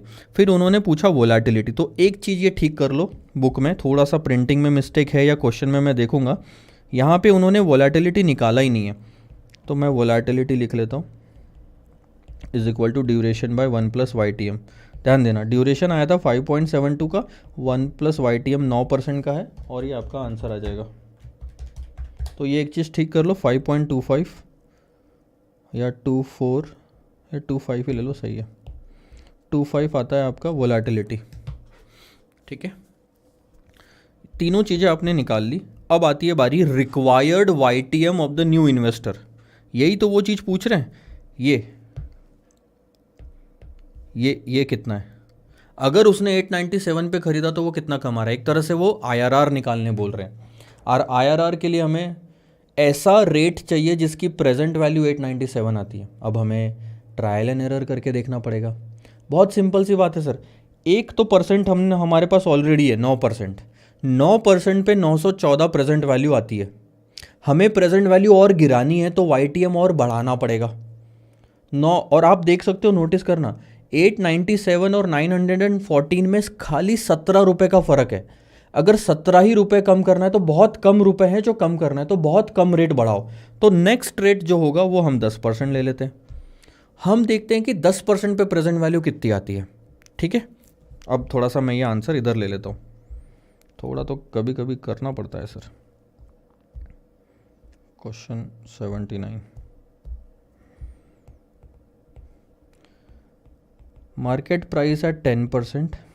ध्यान देना, फॉर्मूला वही है, interest into present value annuity factor plus redemption value into present value factor. Interest है 67 रुपीज़ 50 पैसा, और रिडम्पशन ध्यान रखना प्रीमियम पे हो रहा है। बहुत सारे बच्चे गलती करते थे, 1000 ही रख देते हैं यहाँ पे। तो अब आप 10% से 7 साल का ले लो। 1 2 3 4 5 6 7 0.513, और ये हो गया 4.868 करो।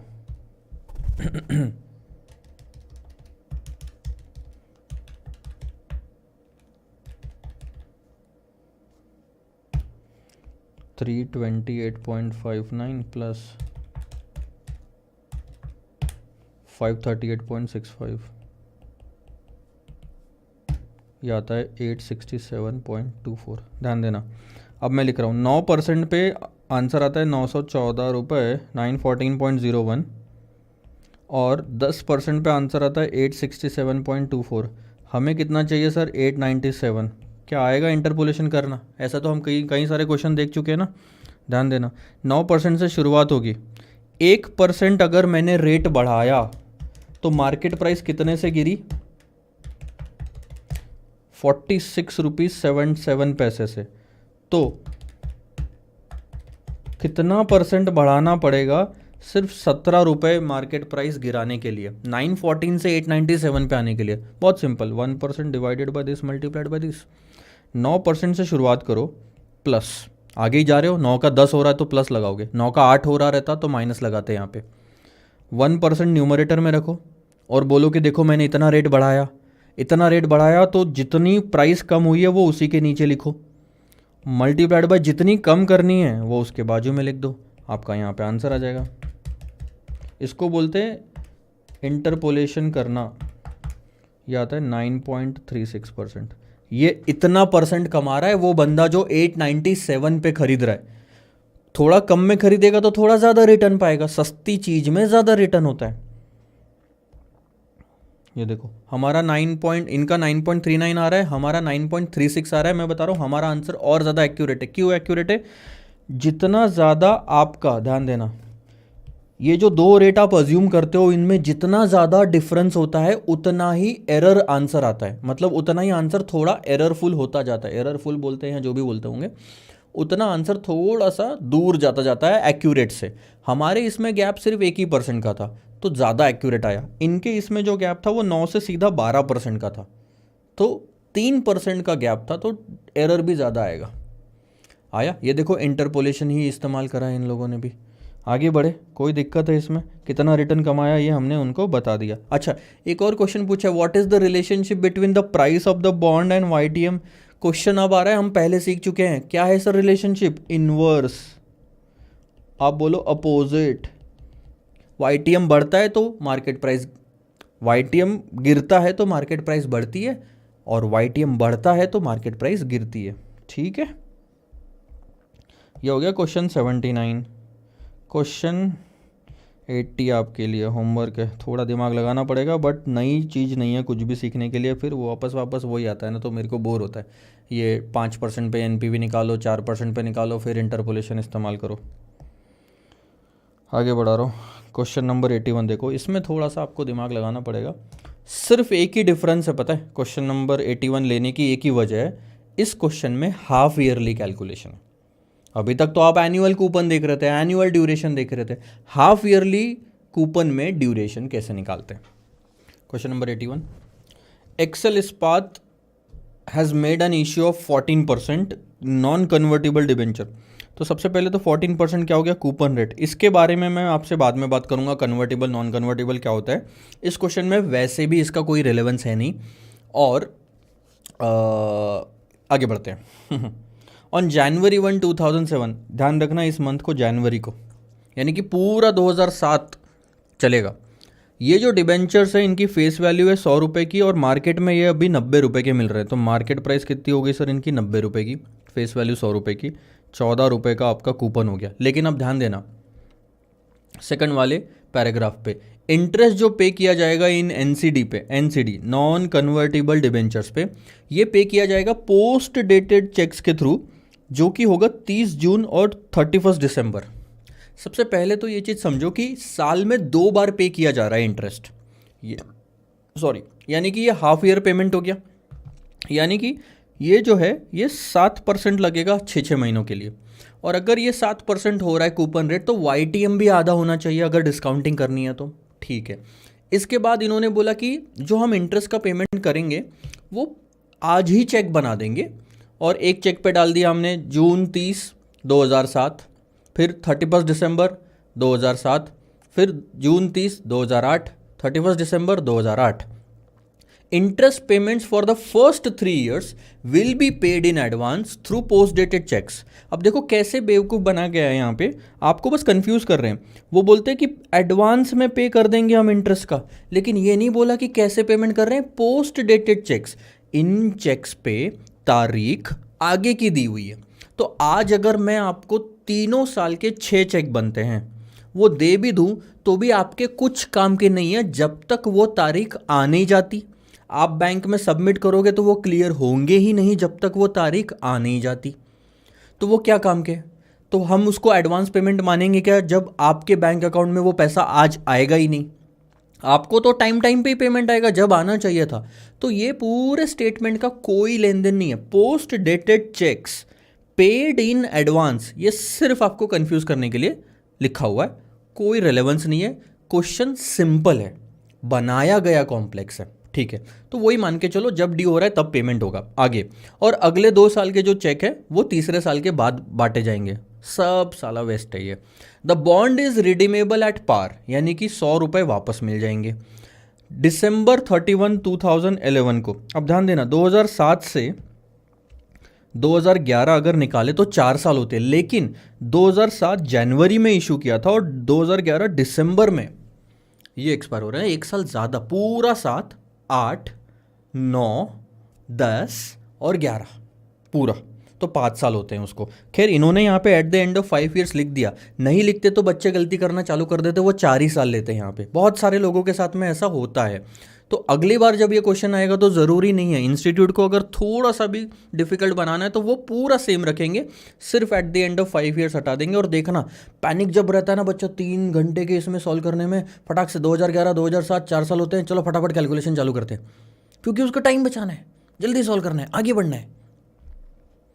थोड़ा पेशेंटली क्वेश्चन को समझा करो, हर वर्ड का अगर मतलब निकाल लो आप तो आपसे गलतियाँ कम होएंगी।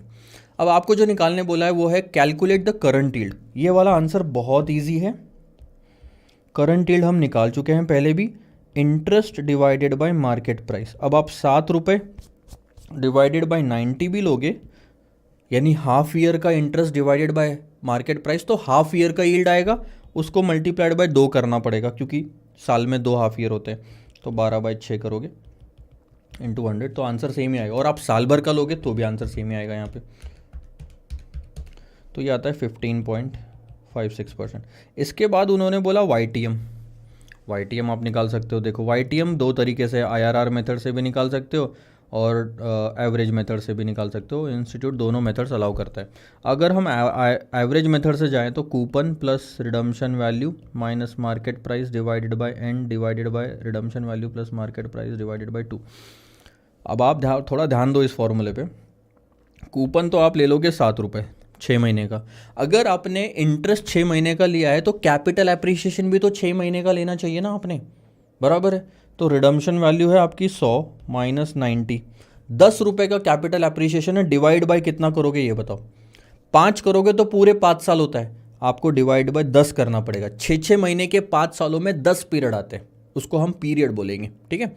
तो जैसे ही 10 से डिवाइड करेंगे वो 6 महीने का कैपिटल एप्रिसिएशन निकलेगा, 6 महीने का इंटरेस्ट प्लस 6 महीने का capital appreciation divided by average, तो 7 रुपये प्लस 1 रुपये 10/10 डिवाइडेड बाय 95 एवरेज आएगा।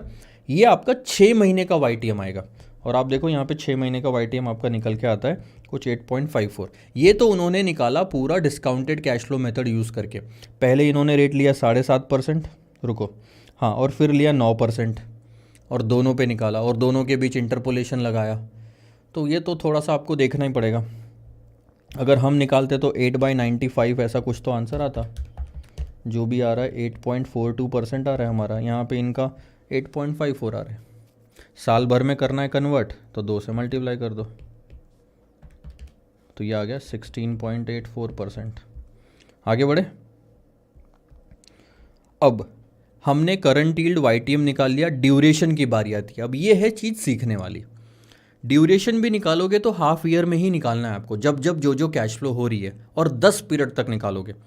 अब जो वेटेड एवरेज लोगे 1 से 10 तक का, वो साल तो है ही नहीं, 1 2 3 4 5 6 7 8 9 10 आपने पहले कॉलम में लिखा, वो ईयर्स तो है ही नहीं, और उसका ही वेटेड एवरेज निकालोगे तो वो भी ईयर्स नहीं आएगा, ये ध्यान में रखना। अगर ये 6 महीने के पीरियड है तो वो भी 6 महीने के ही पीरियड आएंगे। तो अगर आपका ड्यूरेशन का आंसर यहाँ पे आता है 7.50, इसका मतलब 7.5 साल नहीं हो सकते।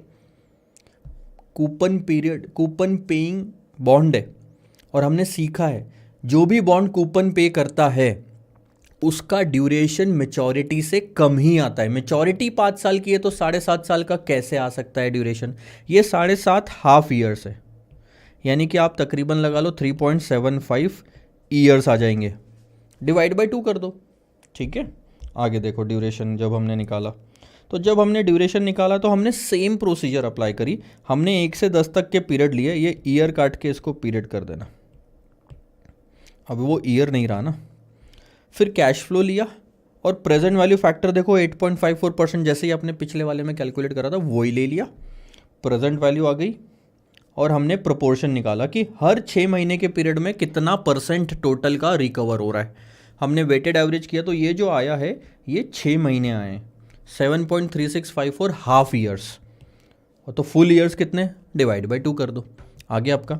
अब देखो लास्ट वाला पार्ट जो मैं आपको समझा रहा हूँ, कैलकुलेट द रियलाइज्ड यील्ड। आपने ऑलरेडी रियलाइज्ड यील्ड वाला कॉन्सेप्ट देख चुके थे, आप देखना पीछे जाना, और आपको याद आएगा एक क्वेश्चन था जिसमें रियलाइज्ड यील्ड में 150 रुपये कूपन था, और जब भी कूपन आएगा 150 का उसे आप री इन्वेस्ट कर दोगे 16% से, ऐसा लिखा था। तो कूपन आया, री इन्वेस्ट किया, अगले 3 सालों तक खींच लिया।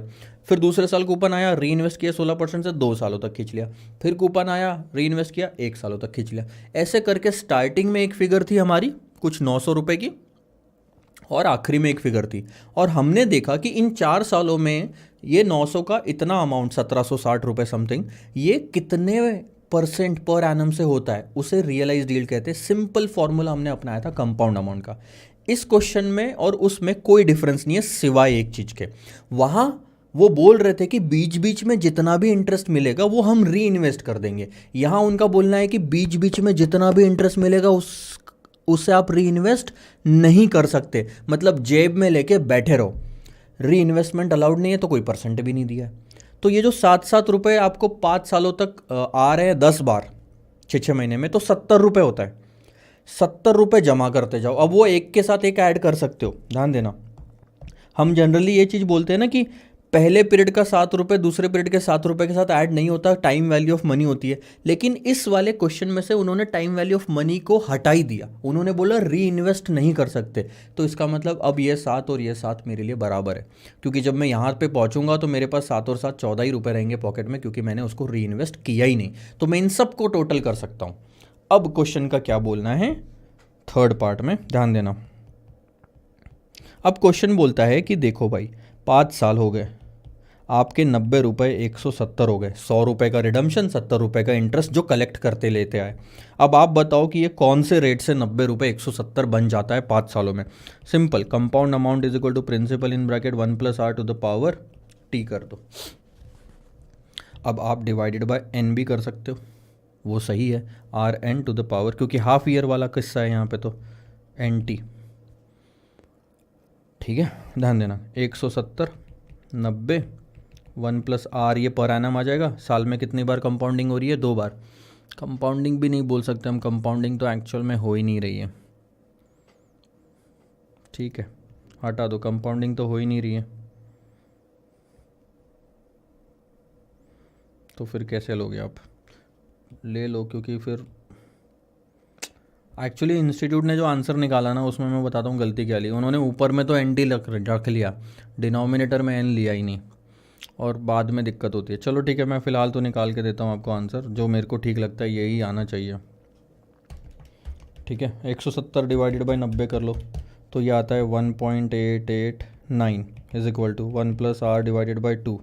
तो ये जो r है ये पर एनम है, डिवाइड बाई 2 किया तो हाफ ईयर का होता है, टू द पावर 10 आएगा, 5 × 2। ठीक है, अब ये 10 उधर ले जाओगे तो क्या हो जाएगा? 1.889 टू द पावर 1/10 हो जाता है, is equal to 1 + r by 2।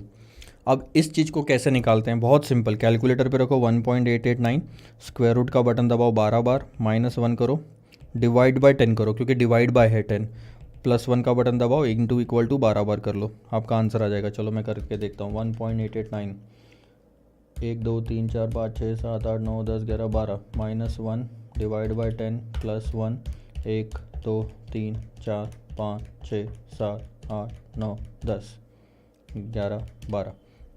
तो मेरा जो आंसर आता है वो कुछ इस तरह से आता है, 1.0657 is equal to 1 + r by 2।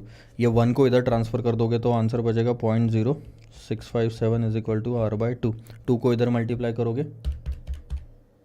तो आंसर आएगा 13.14%। ये आपका पर एनम यील्ड बनता है कि 90 रुपये 170 हुए हर साल 13.14% से 13.14% से जब मल्टीप्लाई होता गया, मतलब बढ़ता गया। यानी कि आपने हर साल कितना कमाया? 13.14%। ये परसेंटेज और भी बढ़ जाता अगर बीच बीच की कैश फ्लोज को हम री इन्वेस्ट कर पाते किसी भी रेट पे, 1% भी क्यों नहीं हो, बट वो करने ही नहीं मिला हमें, तो रेट हमारा कम आया। अब देखो इनका आंसर थोड़ा सा वो आता है डिफरेंस, हमारा आया था 13.14। अगर आप कैलकुलेट करोगे तो यही आंसर प्रॉपर आएगा। अब इन्होंने क्या किया ना, r डिवाइडेड बाई 2 तो करा नहीं, ऊपर में टू द पावर 10 ले लिया, और ये क्या निकाला 0.606380 कैसा आया पता नहीं। थोड़ा सा वेरिएशन आएगा, आप खुद कैलकुलेशन करके देखो। आप 13.14% जो हमने आंसर निकाला वो थोड़ा ज़्यादा ठीक लगेगा आपको। अब ये वाला क्वेश्चन भी काफ़ी इंटरेस्टिंग है सर, आइए देखते हैं। क्वेश्चन नंबर 82, थोड़ा सा माइंड अब फास्ट चलाओ। करंट मार्केट प्राइस आपको निकालनी है बॉन्ड की। बॉन्ड की करंट मार्केट प्राइस निकालनी है ना, बहुत सिंपल सर, ध्यान देना। ये इसमें फिर आप क्वेश्चन क्यों ले रहे हैं, ये तो हमें सॉल्व करने दो, आपको दूंगा मैं, आप ही को दूंगा मैं। पर ध्यान दो, करंट मार्केट प्राइस का फॉर्मूला क्या है, interest into present value annuity factor plus redemption value into present value factor. कितने ही सारे क्वेश्चंस में हमने देख लिया। अब आप बताओ मेरे को, रिडम्पशन कितनी होगी, 1 लाख की। अच्छा, प्रेजेंट वैल्यू फैक्टर कौन से रेट से निकालना है, इन्होंने क्लियर बोला है कि YTM कितना होगा, 16%। तो 16% का 6 साल का ले लो रेट।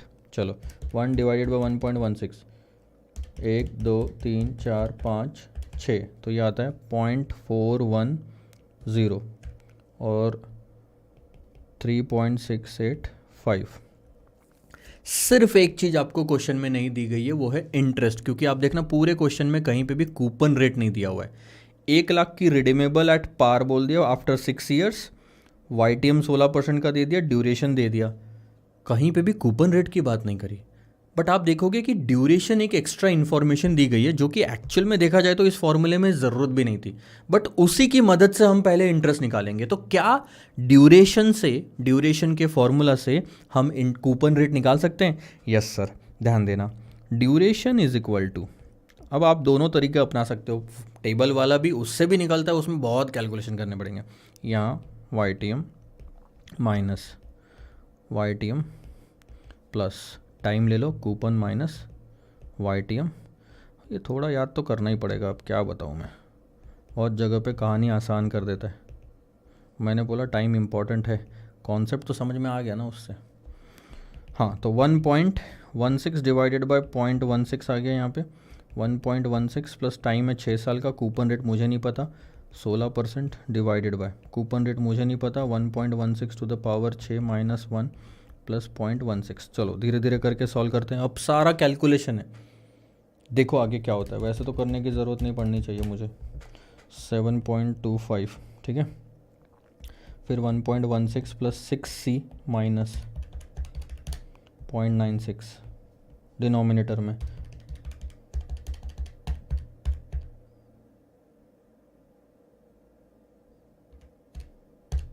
यह आता है 1.4523, नहीं सॉरी, थोड़ा सा वापस,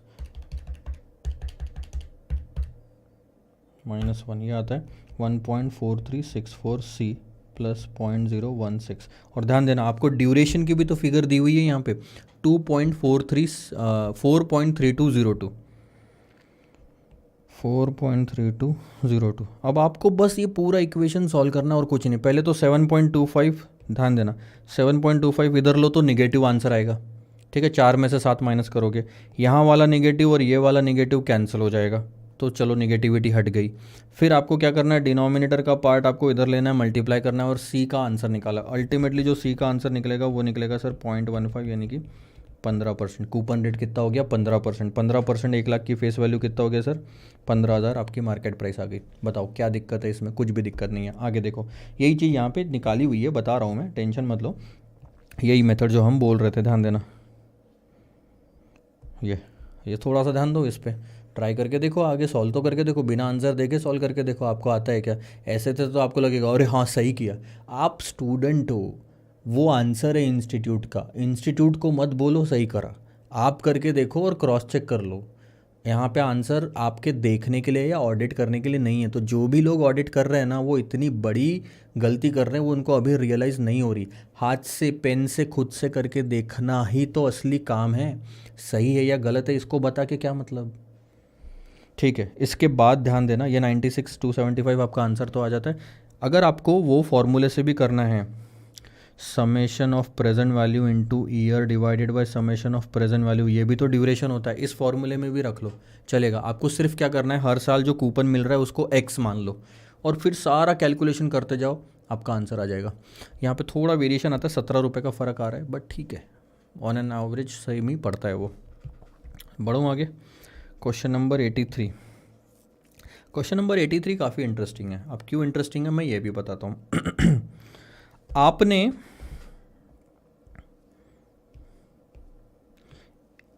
हमने एक लेक्चर देखा था, बेसिक्स बिफोर रिस्क मैनेजमेंट, उसमें हमने देखा था कि पोर्टफोलियो रिटर्न हम निकालते हैं। तो सबसे पहले बात तो हो गई पोर्टफोलियो क्या होता है। पोर्टफोलियो यानी एक से ज़्यादा सिक्योरिटीज़ में या बॉन्ड्स में या किसी भी चीज़ में इन्वेस्ट करा तो उसका पोर्टफोलियो बनता है। और पोर्टफोलियो रिटर्न कैसे निकालते थे हम, summation of weight into return करते थे। यानी कि अगर उसमें 2 शेयर्स हमने खरीद रखे हैं तो हर शेयर का रिटर्न उसके वेट से मल्टीप्लाई करते थे। वेट कहाँ से आता था कि हमने हर शेयर में कितना इन्वेस्टमेंट कर रखा है। यह आ गया पोर्टफोलियो रिटर्न। ठीक है, अब थोड़ा सा क्वेश्चन पे ध्यान देना। मिस्टर ए को 1,00,000 रुपए चाहिए 2 साल बाद। तो मेरा तो होराइजन जिसको बोलते हैं वो फिक्स हो गया कि भैया 2 साल बाद अपने को पैसा चाहिए। For which he wants to make one time necessary investment now. आज अगर इन्वेस्ट करना है, 2 साल बाद 1,00,000 रुपए चाहिए, तो आज 1,00,000 तो नहीं डालना पड़ेगा। ये तो बहुत क्लियर हो गया सर। तो क्या डालोगे, 1,00,000 की प्रेजेंट वैल्यू फैक्टर कोई तो एक रेट होगा 2 साल से। 2 साल बाद चाहिए ना, तो 2 साल से खींच के लेके आओ, पता चल जाएगा आज कितना डालना है। ठीक है, आगे देखते हैं। He has a choice of 2 types of bond.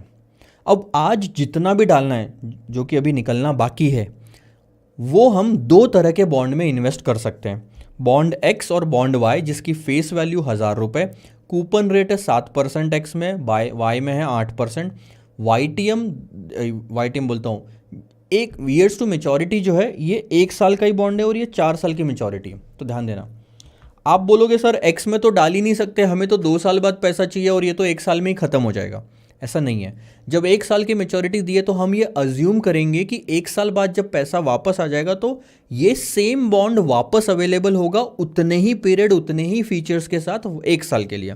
तो हम इसमें री इन्वेस्ट कर सकते हैं 1 साल के लिए। और ठीक है सर, एक एक करके 2 बार तो इन्वेस्ट कर लेंगे बॉन्ड एक्स में, लेकिन अगर बॉन्ड वाई में करा तो सर 4 साल पहले तो पैसा निकाल ही नहीं सकता। नहीं, ये भी गलत है। 4 साल पहले आप निकाल सकते हो। देखो 4 साल बाद तो बॉन्ड खत्म हो जाएगा ना, तो कंपनी पैसा देगी, लेकिन उसके पहले अगर आपको पैसा चाहिए तो ये बॉन्ड मार्केट में किसी और को बेच दो।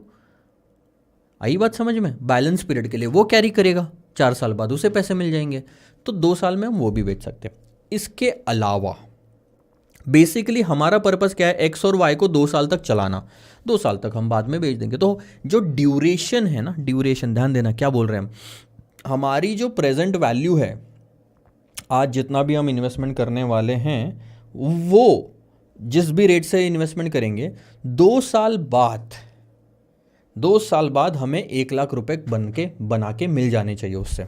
तो जो ड्यूरेशन आ रही है वो भी यही होता है।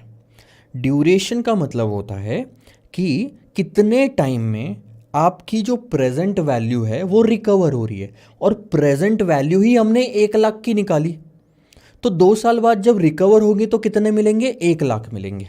2 साल बाद के रहेंगे वो 1,00,000, आज की तो अलग रहेगी, 2 साल बाद के वो 1,00,000 ही रहेंगे। तो हमारा जो होराइजन है वो ये है कि भैया हम एक्स में डालें, वाई में डालें, या एक्स और वाई में थोड़ा थोड़ा डालें, दोनों का ड्यूरेशन जो है वो 2 साल का ही होना चाहिए, क्योंकि हमें 2 साल बाद पैसे चाहिए। तो बोलने का मतलब हमारा जो, अगर हम एक्स और वाई दोनों में डालते हैं तो एक पोर्टफोलियो बनाएंगे, और उस पोर्टफोलियो का जो ड्यूरेशन है वो 2 साल आना चाहिए, क्योंकि हमें तो उसी टाइम पे पैसे चाहिए। और पोर्टफोलियो ड्यूरेशन भी उसी कॉन्सेप्ट पे बेस्ड है, summation of weighted average of the duration. अब ड्यूरेशन हर एक का, एक्स का वाई का पहले निकाल लो, ठीक है, निकाल लेंगे और उसके बाद देखेंगे कैसे करना है। आगे देखो, आपको अगर आज बॉन्ड खरीदना है तो प्राइस पता चल जाएगी, इतनी प्राइस में एक बॉन्ड आएगा सर। तो आप अगर 10,000 इन्वेस्ट करना चाहते हैं एक्स में, तो 10,000 डिवाइडेड बाय ये कर लो, कितने बॉन्ड खरीदोगे ये पता चल जाएगा। उसके बाद करंट यील्ड दिए दोनों की 10%, यानी कि हम ये जो 1,00,000 मिलने वाला है 2 साल बाद, उसकी 10% से प्रेजेंट वैल्यू निकालते हैं 2 साल की, तो उसका फैक्टर आता है 0.826, यानी कि हम कितना इन्वेस्टमेंट करेंगे सर, 82,600 रुपये। ठीक है, 82,600 रुपीज़ हम इन्वेस्ट करेंगे आज का, जो 2 साल बाद ऑटोमेटिकली 1,00,000 हो जाएगा। ठीक है सर, अब ध्यान देना, एडवाइस करो मिस्टर ए को weather he should invest all his money in one type of bond, कोई भी एक्स में करें या वाई में करें, या फिर वो दोनों बॉन्ड खरीदना है। इफ़ सो, अगर वो दोनों बॉन्ड खरीद रहे हैं तो कितनी क्वांटिटी में उसने खरीदना चाहिए। अज्यूम करो, मान के चलो कि कोई भी कॉल रिस्क नहीं है या डिफॉल्ट रिस्क नहीं है। अब कॉल रिस्क क्या होता है, आपने देखा होगा एक क्वेश्चन, कॉलेबल बॉन्ड सेकंड या थर्ड क्वेश्चन ही था, जिसमें कंपनी के पास में राइट होता है कि मेच्योरिटी खत्म होने के पहले ही वो बॉन्ड को बुला लेती है और रिडीम कर देती है। ऐसे में हमारा सब गड़बड़ हो जाएगा अगर कंपनी ने वापस बुला लिया तो। इसीलिए क्वेश्चन बोलता है कि मान के चलो कोई कॉल रिस्क है ही नहीं और डिफॉल्ट रिस्क भी नहीं है, इसका मतलब जो बीच बीच में इंटरेस्ट का पेमेंट है वो बराबर मिलता जाएगा, कंपनी डिफॉल्ट नहीं करेगी, धोखा नहीं देगी। ये तो खैर नहीं भी लिखा होता तो हम यही अज्यूम करते आए हैं अभी तक। प्रैक्टिकलिटी कहाँ इन्वॉल्व करी कि कंपनी डूब गई तो सर क्या होगा। कोई क्वेश्चन में आपने बीच में से पूछा सर ये कूपन पेमेंट बीच में से बंद होना हो गए मिलना तो क्या होगा, नहीं, क्योंकि हमने अज्यूम करा कि कंपनी बराबर चलती जाएगी। आगे देखो, अब हमने क्या करा, हमारा पर्पस बहुत सिंपल और क्लियर था, ड्यूरेशन निकालना।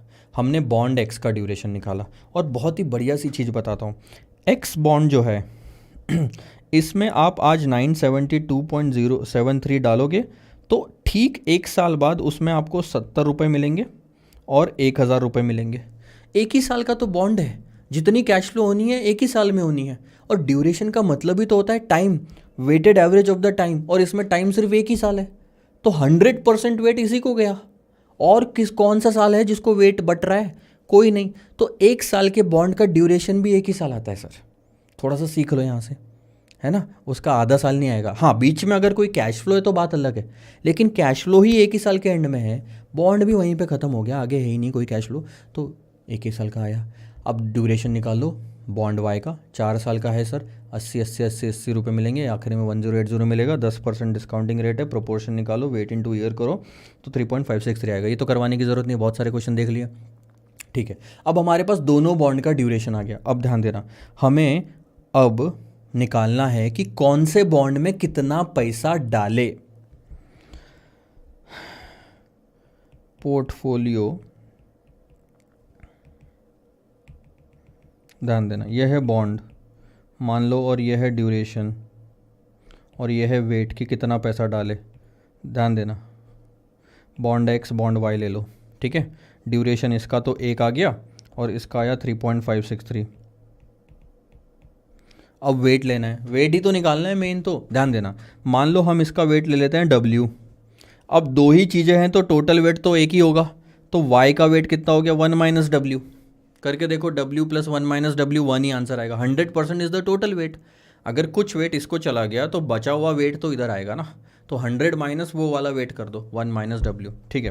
तो अब आप क्या करोगे, ड्यूरेशन इंटू वेट करोगे वेटेड एवरेज निकालने के लिए, ठीक है सर। तो ये हो गया 1 वेट और ये हो गया 3.563 इन ब्रैकेट 1 - वेट। और ये वेटेड एवरेज ड्यूरेशन कितना आना चाहिए सर, आपका 2। आपका कितना आना चाहिए, 2। देखो अब यही चीज़ सॉल्व करी गई है आगे। इन्होंने W लेने की जगह X लिया, तो 2 = X, 1 × X plus 1 - X into ये है वेटेड एवरेज। ध्यान देना, मैं यहाँ पे फॉर्मूला लिख देता हूँ,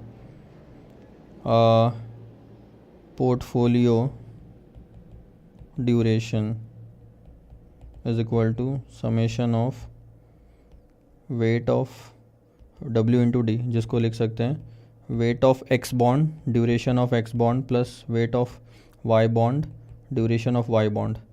तो weight of X is X1। मैंने जानबूझ के X नहीं लिया, W लो, क्योंकि X तो बॉन्ड का भी नाम है, तो फिर से X लेके कोई मतलब नहीं है।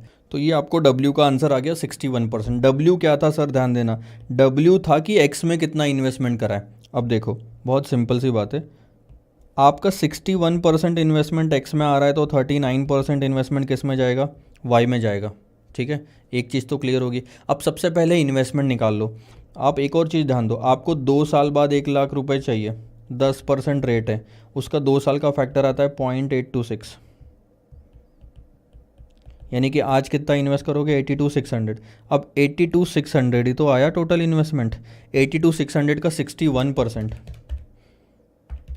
यानी कि 50,386।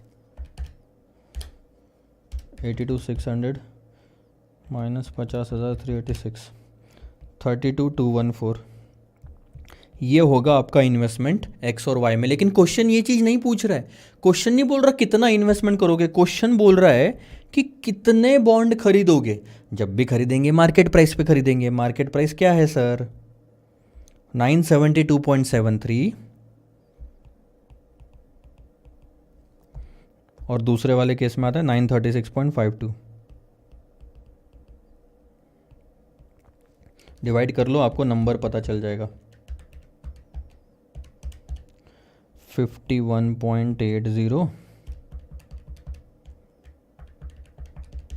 34.40। अब एक चीज़ समझो, बॉन्ड कभी भी डेसिमल में नहीं मिलेंगे, एक मिलेंगे या तो दो मिलेंगे। तो इसको कर दो 52, इसको कर दो 34, या आप कर सकते हो 35, राउंड ऑफ कर लो। अब इतना तो करना ही पड़ेगा। इतने बॉन्ड हम एक्चुअल में खरीदेंगे। जब इतने बॉन्ड खरीदेंगे, अब सीधा जाओ, पहले तो हम इतने बॉन्ड खरीदेंगे, इतने खरीदेंगे तो ये रेट पे खरीदेंगे, तो इन्वेस्टमेंट इतना होगा। इन दोनों का इन्वेस्टमेंट टोटल करेंगे तो टोटल इन्वेस्टमेंट 82,600 होगा। और ठीक 2 साल बाद, यानी कि 1 साल बाद इस बॉन्ड को वापस हम री इन्वेस्ट कर देंगे। ये हम अज्यूम करके चल रहे हैं, और ये तो हम बेच देंगे। तो 2 साल बाद हमारा ठीक दोनों में मिला के पोर्टफोलियो की वैल्यू 1 लाख हो जाएंगी, बेच देंगे दोनों मार्केट में। ये तो खैर रिडीम हो ही जाएगा, पहला वाला बॉन्ड, दूसरा बेच देना। अब ये तो मान के चलना पड़ेगा। ध्यान देना क्या लिखा हुआ है आंसर में, ये देखो यहाँ पे, the investor has to keep money invested for 2 years. Therefore, the investor can invest in both the bonds with the assumption that bond X will be reinvested for another 1 year. ये assumption है वो जो लिया है on the same returns। ठीक है, आगे बढ़े। क्वेश्चन नंबर 84 देखो क्या है। आपके लिए होमवर्क है। पहली बात तो 84 और 85 सेम ही है। ध्यान देना क्या निकालने बोला है, current value of these portfolio. Current value निकालना है। 4 तरह के बॉन्ड है, A B preference share C D. इनमें 2 रिडीमेबल है, यानी इनकी कोई एक लिमिटेड लाइफ है, बट ये 2 परपेचुअल है। ठीक है, परपेचुटी में क्या फॉर्मूला आता है कि आप इंटरेस्ट न्यूमरेटर में ले लेते हो, डिवाइडेड बाय कॉस्ट ले लोगे प्रेफरेंस शेयर्स की। अब इंटरेस्ट नहीं आएगा यहाँ पे, प्रेफरेंस डिविडेंड आ जाएगा, प्रेफरेंस शेयर है तो बस ऐसा करो, आपका परपेचुअल शेयर्स की दोनों की वैल्यू आ जाएगी। ध्यान देना। और ये तो रिडीमेबल है, तो इनका फॉर्मूला तो वही बनता है, interest into present value annuity factor plus redemption value into present value factor. दोनों में लगाओ, आंसर आ जाएगा। तो एक एक का तो निकाल लो, उसके बाद ये नंबर से मल्टीप्लाई कर देना, आखिरी में करना नंबर से मल्टीप्लाई, सही जाएगा आपका आंसर। इन्होंने बीच बीच में करा है। चारों की टोटल कर लो, ये आ गई आपके पोर्टफोलियो की वैल्यू। क्या करना है इसमें आपको, इतना कोई डिफिकल्ट है ही नहीं, ये देखो सेम सेम। आगे चल रहा हूँ, ये 2 छोड़ के। अब 86, 87, 88 बहुत बढ़िया सर, कॉन्वेक्सिटी पे थोड़ा सा ध्यान देना। देखो ये 3 जो क्वेश्चन है ना, इंस्टीट्यूट के मटेरियल से नहीं है। पहली बात तो काफ़ी आसान लग सकते हैं, ये सिर्फ प्रैक्टिस के लिए मैंने आपको दिया है। कॉन्वेक्सिटी पे इतने क्वेश्चन है ही नहीं इंस्टीट्यूट के मटेरियल में। तो वो जो एक हमने उस टाइम पे देखा था, वो एग्ज़ाम में पूछा गया था डायरेक्ट। तो देख लो, थोड़ा सा प्रैक्टिस हो जाएगी। और क्या है, एक बॉन्ड है जो कि करंटली ट्रेड कर रहा है 98.722 पे। करंटली ट्रेडिंग का मतलब मैं क्या इसको PV 0 मान सकता हूँ? यस सर, 100 की पार वैल्यू है। अब बॉन्ड की जो YTM है, अब मैं एक काम करता हूँ, यहाँ लिखना शुरू करते हैं। ध्यान देना, PV 0 आपको दी हुई है 98.722 पे। क्वेश्चन आगे बोलता है कि अगर बॉन्ड की YTM हम बढ़ाते हैं 10 बेसिस पॉइंट से, 10 बेसिस पॉइंट होता ही क्या है, 0.10% या 0.001 डेसिमल में। ठीक है, अगर हम YTM 0.001 से बढ़ाते हैं तो प्राइस गिरेगी, लेकिन YTM बढ़ाया तो हम इसको क्या बोलते हैं, PV प्लस बोलते हैं। प्लस का मतलब होता है YTM बढ़ा है, प्रेजेंट वैल्यू नहीं बढ़ी। ठीक है, तो बोलता है कि बॉन्ड की जो पूरी प्राइस है वो 98.669 तक आ जाएगी, इन्होंने निकाल के दी है। और दूसरी लाइन में बोला है कि अगर 10 बेसिस पॉइंट से गिरा, 0.001 से गिरा, तो बॉन्ड की प्राइस बढ़ के यानी PV माइनस 98.782 हो जाएगी। तो हमको तीनों figure they the, change in YTM भी दे दिया। क्या निकालने बोला है, अप्रॉक्सीमेट कॉन्वेक्सिटी निकालो। कॉन्वेक्सिटी का ये फॉर्मूला है, फिगर्स रखो, P प्लस ये रहा, P माइनस ये रहा, P0 ये रहा, चेंज इन YTM ये रहा, कुछ भी और नहीं है। सीधा सीधा निकल के आंसर आएगा कि कॉन्वेक्सिटी इतनी है। इससे खाली होता नहीं काम, इस चीज़ को बाद में आप चेंज इन YTM से अगर मल्टीप्लाई करोगे तो इस चीज़ को बोलोगे कॉन्वेक्सिटी एडजस्टमेंट। तो चेंज इन YTM स्क्वायर कितना, 35.46 इंटू 0.001 का स्क्वायर। तो ये होता है कॉन्वेक्सिटी एडजस्टमेंट, जो कि चेंज इन मार्केट प्राइस या मॉडिफाइड ड्यूरेशन में ऐड होती है, ऐड। ठीक है, आगे बढ़े। ये देखो, एक बॉन्ड है जिसका एनुअल मॉडिफाइड ड्यूरेशन हमको 7.020 दे दिया गया है। कॉन्वेक्सिटी भी हमको 65.180 जैसे ये निकाला था वो भी दे दी है। अगर बॉन्ड की YTM डिक्रीज होती है 25 बेसिस पॉइंट से, यानी कि 0.0025, तो बताओ कि परसेंटेज प्राइस में कितना चेंज होगा। क्या बोल रहा है वो, एडजस्टमेंट पूछ रहा है? नहीं सर, पूरी प्राइस पूछ रहा है कितने से बदलेगी। तो पूरी प्राइस का वो ये फॉर्मूला है, माइनस से शुरुआत होता है, annual modified duration into change in yield पहले आएगा। ठीक है, ध्यान देना, डिक्रीज बता रहा है तो चेंज इन यील्ड माइनस में आना चाहिए आपका। ये देखो यहाँ माइनस में आ रहा है, ध्यान देना माइनस में, प्लस ये बाकी वाला जो पार्ट है वो है कॉन्वेक्सिटी एडजस्टमेंट का, ये वाला part convexity into change in yield square. अब आप बोलोगे कि देखो हमने 7 माइनस से शुरुआत करी, 7.020 रखा, चेंज इन यील्ड भी रखा, फिर 65.180 रखा। आप बोलोगे कि सर यहाँ माइनस का साइन क्यों नहीं लिया? अरे स्क्वायर कर रहे हो आप, माइनस को भी स्क्वायर करोगे तो प्लस ही आता है, प्लस को भी स्क्वायर करोगे तो प्लस ही आता है। कोई भी फिगर ले लो आप, 2 का स्क्वायर करोगे तो 4 आएगा, -2 का स्क्वायर करोगे तो भी +4 ही आता है। तो यहाँ पे लो या मत लो, नहीं कुछ भी फ़र्क पड़ता। अब इससे आंसर आ जाता है कि 1.796% मार्केट प्राइस में बदलाव होना चाहिए। कॉन्सेप्ट को समझो, मॉडिफाइड ड्यूरेशन ये बोलता है कि 1.755 से चेंज होना चाहिए, लेकिन ये एरर आता है, इसमें थोड़ा सा वेरिएशन आता है, इसलिए उसको और हमने एडजस्ट करा तो करेक्ट, और करेक्ट तो नहीं, एक्यूरेट नहीं, और एक्यूरेट आंसर आता है 1.796%। ठीक है, ये वाला भी पार्ट वैसा ही है, सेम टू सेम करना है, तो ये आप होमवर्क ले लो। 89 पे ध्यान देना। अब लास्ट क्वेश्चन है इस लेक्चर का, थोड़ा बड़ा क्वेश्चन है बट हो जाएगा आसानी से। Based on the following price information of 4 bond, आपको 4 बॉन्ड दिए गए हैं, आपको assuming that all 4 bonds are trading to yield 5%, सबकी YTM है 5%। अब आप ध्यान देना, 4 बॉन्ड है जिसमें से 2 बॉन्ड है 5% कूपन रेट वाले और 2 बॉन्ड है 8% कूपन रेट वाले। जो 2 बॉन्ड है 5% वाले उनकी मेच्योरिटी 4 साल 25 साल, जो 8% वाले उनकी मेच्योरिटी भी 4 साल 25 साल। ठीक है, उन्होंने यील्ड कितना बोला? 5%, यानी कि 5% पे ये इन्होंने मार्केट प्राइस निकाल के दिए, तो ये हमारे लिए बन जाती है PV0। ठीक है, अब अगर यहाँ से YTM कम करोगे तो PV माइनस आएगा, YTM बढ़ाओगे तो PV प्लस आएगा। ठीक है, आगे देखो, percentage price change based on an initial yield of 5%, उन्होंने उस चीज़ को बेसिस माना 100 रुपये को। अब यहाँ से जितना आप कम करते जाओगे, जितना आप कम करते जाओगे उतना मार्केट प्राइस में चेंज होता जाएगा इनिशियल यील्ड में। तो आप देखो 5 से अगर आप 4.75 जाते हो तो इतना % मार्केट में प्राइस जो है वो बढ़ जाएगी, क्योंकि आप YTM कम हो रहा है, इधर YTM कम हो रहा तो मार्केट प्राइस बढ़ेगी, YTM बढ़ रहा है तो मार्केट प्राइस गिरेगी। और इनफैक्ट आपको यहाँ पे वो चीज़ निकाल के भी दी हुई है कि अगर मान लो 5 से 4.75 चला गया तो ये 100 रुपये की मार्केट प्राइस 100.9011 हो जाएगी। ठीक है, ये आपको प्राइसेस भी दी हुई है। आगे देखो अब क्या है, assuming all 4 bonds are selling to yield 5%, compute करना है value of C in the convexity equation for each bond, हर bond using a 25 basis point rate shock. 25 basis point का शॉक देना है, 5% से 25 बेसिस पॉइंट ऊपर, 25 बेसिस पॉइंट नीचे। ध्यान देना, 5% से 25 बेसिस पॉइंट ऊपर यानी कि ये वाली फिगर हो गई, नीचे सॉरी 4.75, और ऊपर यानी कि ये फिगर हो गई। यानी कि मैं बोल सकता हूँ कि मेरा PV माइनस हो गया, ये हो गया PV माइनस, और ये हो गया मेरा PV प्लस। अब हर बॉन्ड के लिए 3 फिगर आपके पास अवेलेबल है, PV minus, PV0, PV plus, और हर एक के लिए कॉन्वेक्सिटी निकालनी है आपको। क्या चाहिए और नया बताओ? चेंज इन यील्ड आपको यहाँ पे दिया हुआ है 0.0025। ये जो आपने पहले वाले पार्ट में करा था ना एक बॉन्ड के लिए, अब आपको 3 नहीं 4 बॉन्ड के लिए करना है, 4 बार फॉर्मूला लगाना है, 4 बार ऐसी वाली आंसर आएगी कॉन्वेक्सिटी की। निकाल सकते हो, कोई दिक्कत है?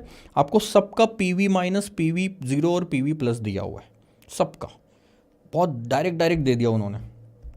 ठीक है, तो ये देखो पहला पार्ट, PV प्लस लिखा, PV माइनस लिखा, PV0 लिखा। किसका सर? 5% 4 साल, 5% 25 साल, 8% 4 साल, 8% 25 साल, चारों लिखा। इन्होंने न्यूमरेटर अलग से निकाल लिया, डिनोमिनेटर अलग से निकाल लिया, कॉन्वेक्सिटी लिख दिया। ये चीज़ टेबल फॉर्मेट में सही है, फटाफट होती है आपकी। एक बार फॉर्मूला लिखा आपने, P प्लस P माइनस ये सब करके कैलकुलेटर पे ही फटाक से लिख दिया कि न्यूमरेटर कितना आएगा, फिर डिनोमिनेटर कितना आएगा, और इन दोनों को डिवाइड करके कॉन्वेक्सिटी लिख दी, आ गई कॉन्वेक्सिटी। ठीक है, सेकंड पार्ट देखो, using the value of C computed in part 1, जो पार्ट 1 में आपने कंप्यूट करी, अब आप बताओ कि कॉन्वेक्सिटी एडजस्टमेंट क्या है। पिछले क्वेश्चन में भी तो सर यही पूछा था, नहीं, पिछले क्वेश्चन में उन्होंने सिर्फ कॉन्वेक्सिटी पूछा था, अब बोल रहे हैं कि कॉन्वेक्सिटी एडजस्टमेंट क्या है। तो जो पिछले क्वेश्चन में कॉन्वेक्सिटी पूछा था उसको जब आप चेंज इन YTM स्क्वायर से मल्टीप्लाई करते हो तो आपका एडजस्टमेंट आता है कि कितना % आपने जो मार्केट प्राइस में चेंज है उसको बढ़ाना चाहिए, ठीक है। फॉर अब बट लेकिन ये चारों बॉन्ड के लिए नहीं बोल रहा है, वो बोल रहा है कि जो 25 साल वाले बॉन्ड है ना, यानी कि मैं पेन बदल देता हूँ, एक तो हो गया ये बॉन्ड, एक तो हो गया ये बॉन्ड 25 साल वाले, सिर्फ उनका ये C वैल्यू यूज़ करो और एडजस्टमेंट निकाल लो, assuming that the yield changes by 200 basis point. अब यहाँ थोड़ी सी गड़बड़ हुई है। क्या गड़बड़ हुई है कि ये जो कॉन्वेक्सिटी निकाली है वहाँ पे अज्यूम किया गया 25 बेसिस पॉइंट का फ़र्क पड़ेगा, बट अब जब एडजस्टमेंट निकाल रहे हैं वहाँ पे सीधा 200 बेसिस पॉइंट का एडजस्टमेंट होगा। बट अब कुछ नहीं सकते एग्जाम में, उन्होंने क्लियर पहली लाइन में ही बोला है कि जो आपने पहले पार्ट में आंसर निकाला है उसी को इस्तेमाल करो। ठीक है, कर लेते हैं। 200 बेसिस पॉइंट का चेंज चाहिए तो जो भी आपने ये पहला आंसर निकाला उसको मल्टीप्लाइड बाय 0.02 का स्क्वायर कर दो। 200 बेसिस पॉइंट यानी 0.02 डेसिमल में। ये देखो, ये आया यहाँ से, ये आया यहाँ से, उसको 0.02 के स्क्वायर से मल्टीप्लाई किया तो आता है कि जो चेंज आ रहा है मार्केट प्राइस में उसमें भी 5.67 का चेंज होना और 4.88 का चेंज होना इन दो बॉन्ड्स में। ठीक है, तीसरा पार्ट देखो, compute the estimated percentage price change. अब वो एग्जैक्टली पूरी अमाउंट पूछ रहा है। इसके पहले वाला जो पार्ट नहीं था पूरा, annual modified duration into change in yield और ये माइनस साइन, ये पूरा पार्ट यूजिंग ड्यूरेशन 14.19। अब आप थोड़ा सा ड्यूरेशन को यहाँ पे लिख लेना, ये मॉडिफाइड ड्यूरेशन की बात कर रहा है। आप बोलोगे सर आपको कैसे पता, वो आंसर में वैसे ही लिखा हुआ है, उसका कोई और उपाय भी नहीं है। मैकोलेस ड्यूरेशन लेके कर भी क्या लोगे आप, मॉडिफाइड अपने मन से निकालोगे, वो सब कैलकुलेशन बिगड़ेगा। थोड़ा सा क्वेश्चन में आप बोल सकते हो कि एरर है, उन्होंने क्लियर मॉडिफाइड ड्यूरेशन लिखना चाहिए था उस ड्यूरेशन की जगह पे। मॉडिफाइड ड्यूरेशन मान के चलो, आगे देखते हैं। कंप्यूट करना है आपको प्राइस चेंज, 5 साल वाला बॉन्ड 25 साल, 8 साल वाला बॉन्ड 25 साल, यानी कि ये वही दो बॉन्ड है जिनका एडजस्टमेंट आप दूसरे वाले पार्ट में निकाल चुके हो, और यहाँ पे भी 200 बेसिस पॉइंट का ही एडजस्टमेंट है, और आपको मॉडिफाइड ड्यूरेशन दे दिया। तो क्या करना है, ध्यान देना, ये जो एनुअल मॉडिफाइड ड्यूरेशन है इसके जगह पे ये 14.19 और 12.94 लिख लोगे। चेंज इन यील्ड में कितना आएगा सर, 200 बेसिस पॉइंट। लेकिन ध्यान देना, यहाँ चेंज इन यील्ड में आपको बताना पड़ता है कि बढ़ रहा है कि कम हो रहा है, क्योंकि कम हो रहा है तो माइनस साइन लेते हो। इस क्वेश्चन में कुछ भी नहीं बोला गया कि 200 बेसिस पॉइंट बढ़ रहे हैं कि कम हो रहे हैं। हमने क्या करना चाहिए, दोनों आंसर निकालो, बढ़ा तो कितना, गिरा तो कितना। तो दो बॉन्ड के दो आंसर निकलेंगे सर, तो 4 आंसर निकलेंगे टोटल। दो बॉन्ड के दो आंसर यानी कि 4 आंसर, और कॉन्वेक्सिटी एडजस्टमेंट तो आप निकाल चुके हो। तो ध्यान देना यहाँ पे ये formula annual modified duration into change in yield plus convexity into change in yield का स्क्वायर। ध्यान देना, हमने पहले माना कि 200 बेसिस पॉइंट ये गिर रहा है, ये बढ़ रहा है, ये गिर रहा है, ये बढ़ रहा है। अगर गिरा तो माइनस का साइन आ रहा है, बस फ़र्क इतना ही है। तो 14.19 दो बार लिया, एक बार बढ़ाया गिराया, और ये 5.67% यहाँ एडजस्ट करा। ध्यान देना डेसिमल में लिखना है पहले तो, और 4.88 आपने यहाँ पे एडजस्ट करा दो बार। एक बार 200 बेसिस पॉइंट बढ़ाया, एक बार 200 बेसिस पॉइंट कम करा, तो आपके 4 अलग अलग आंसर आ गए।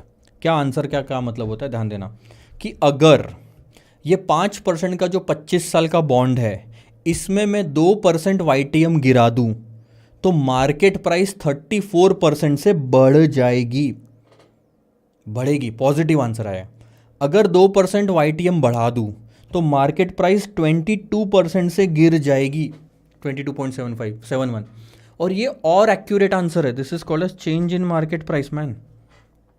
ये और एक्यूरेट आंसर है। मॉडिफाइड ड्यूरेशन तो आपको सिर्फ इतना ही आंसर देता है, 14.19 इंटू 0.02, जो कि हम बोलते हैं गलत है। अभी आप करके देखो 14.19 इंटू 0.02, सबके लिए आंसर आएगा कि मार्केट प्राइस 28.38% से या तो बढ़नी चाहिए या तो गिरनी चाहिए। जबकि यहाँ पे देखो 34 और 28 में कितना डिफरेंस है, ये वो इनएक्यूरेट आंसर है।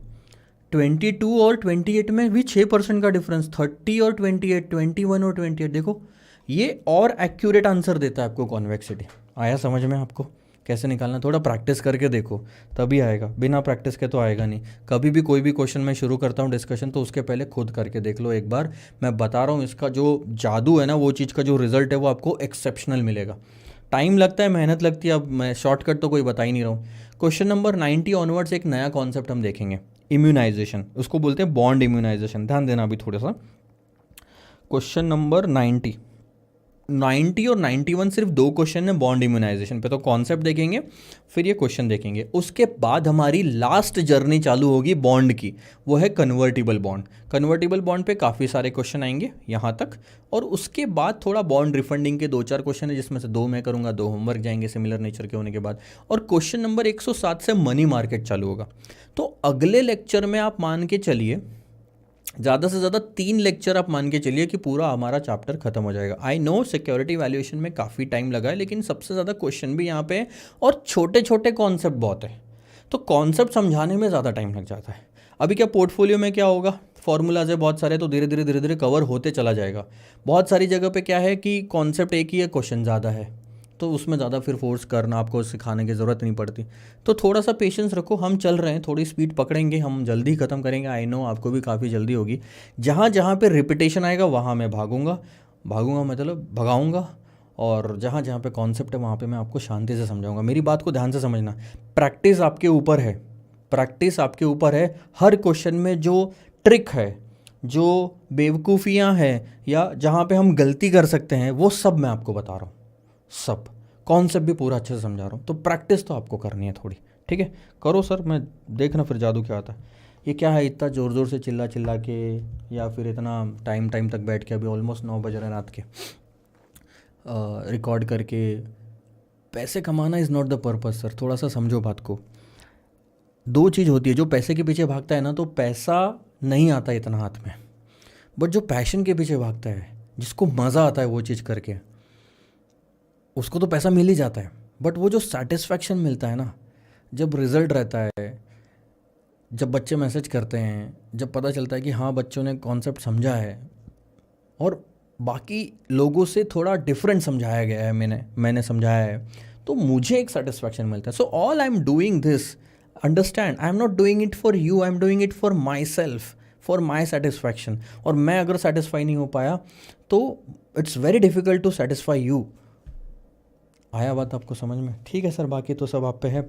इसलिए मैं क्या करता हूँ पता है कि मेरी मेहनत वेस्ट ना हो जाए, चिंता इसी चीज़ की रहती है कि मेरी मेहनत वेस्ट ना हो जाए, इसलिए बार बार आपको बोलता हूँ सर प्रैक्टिस करो, मेरे करने से पहले करो, गलती करना है गलती करो। पता है 3 से 4 वेंचर्स मेरे फेल हो चुके हैं, ऑलमोस्ट मैंने 20-30-40 लाख रुपए तक का मेरा आज तक का नुकसान हो चुका है, जो ऐसा लगता है कि यार ये 40 लाख रुपए मेरे पास में होते तो मैं क्या नहीं कर लेता। लेकिन समझो बात को, मैं गलतियाँ नहीं करूँगा तो सीखूँगा कब?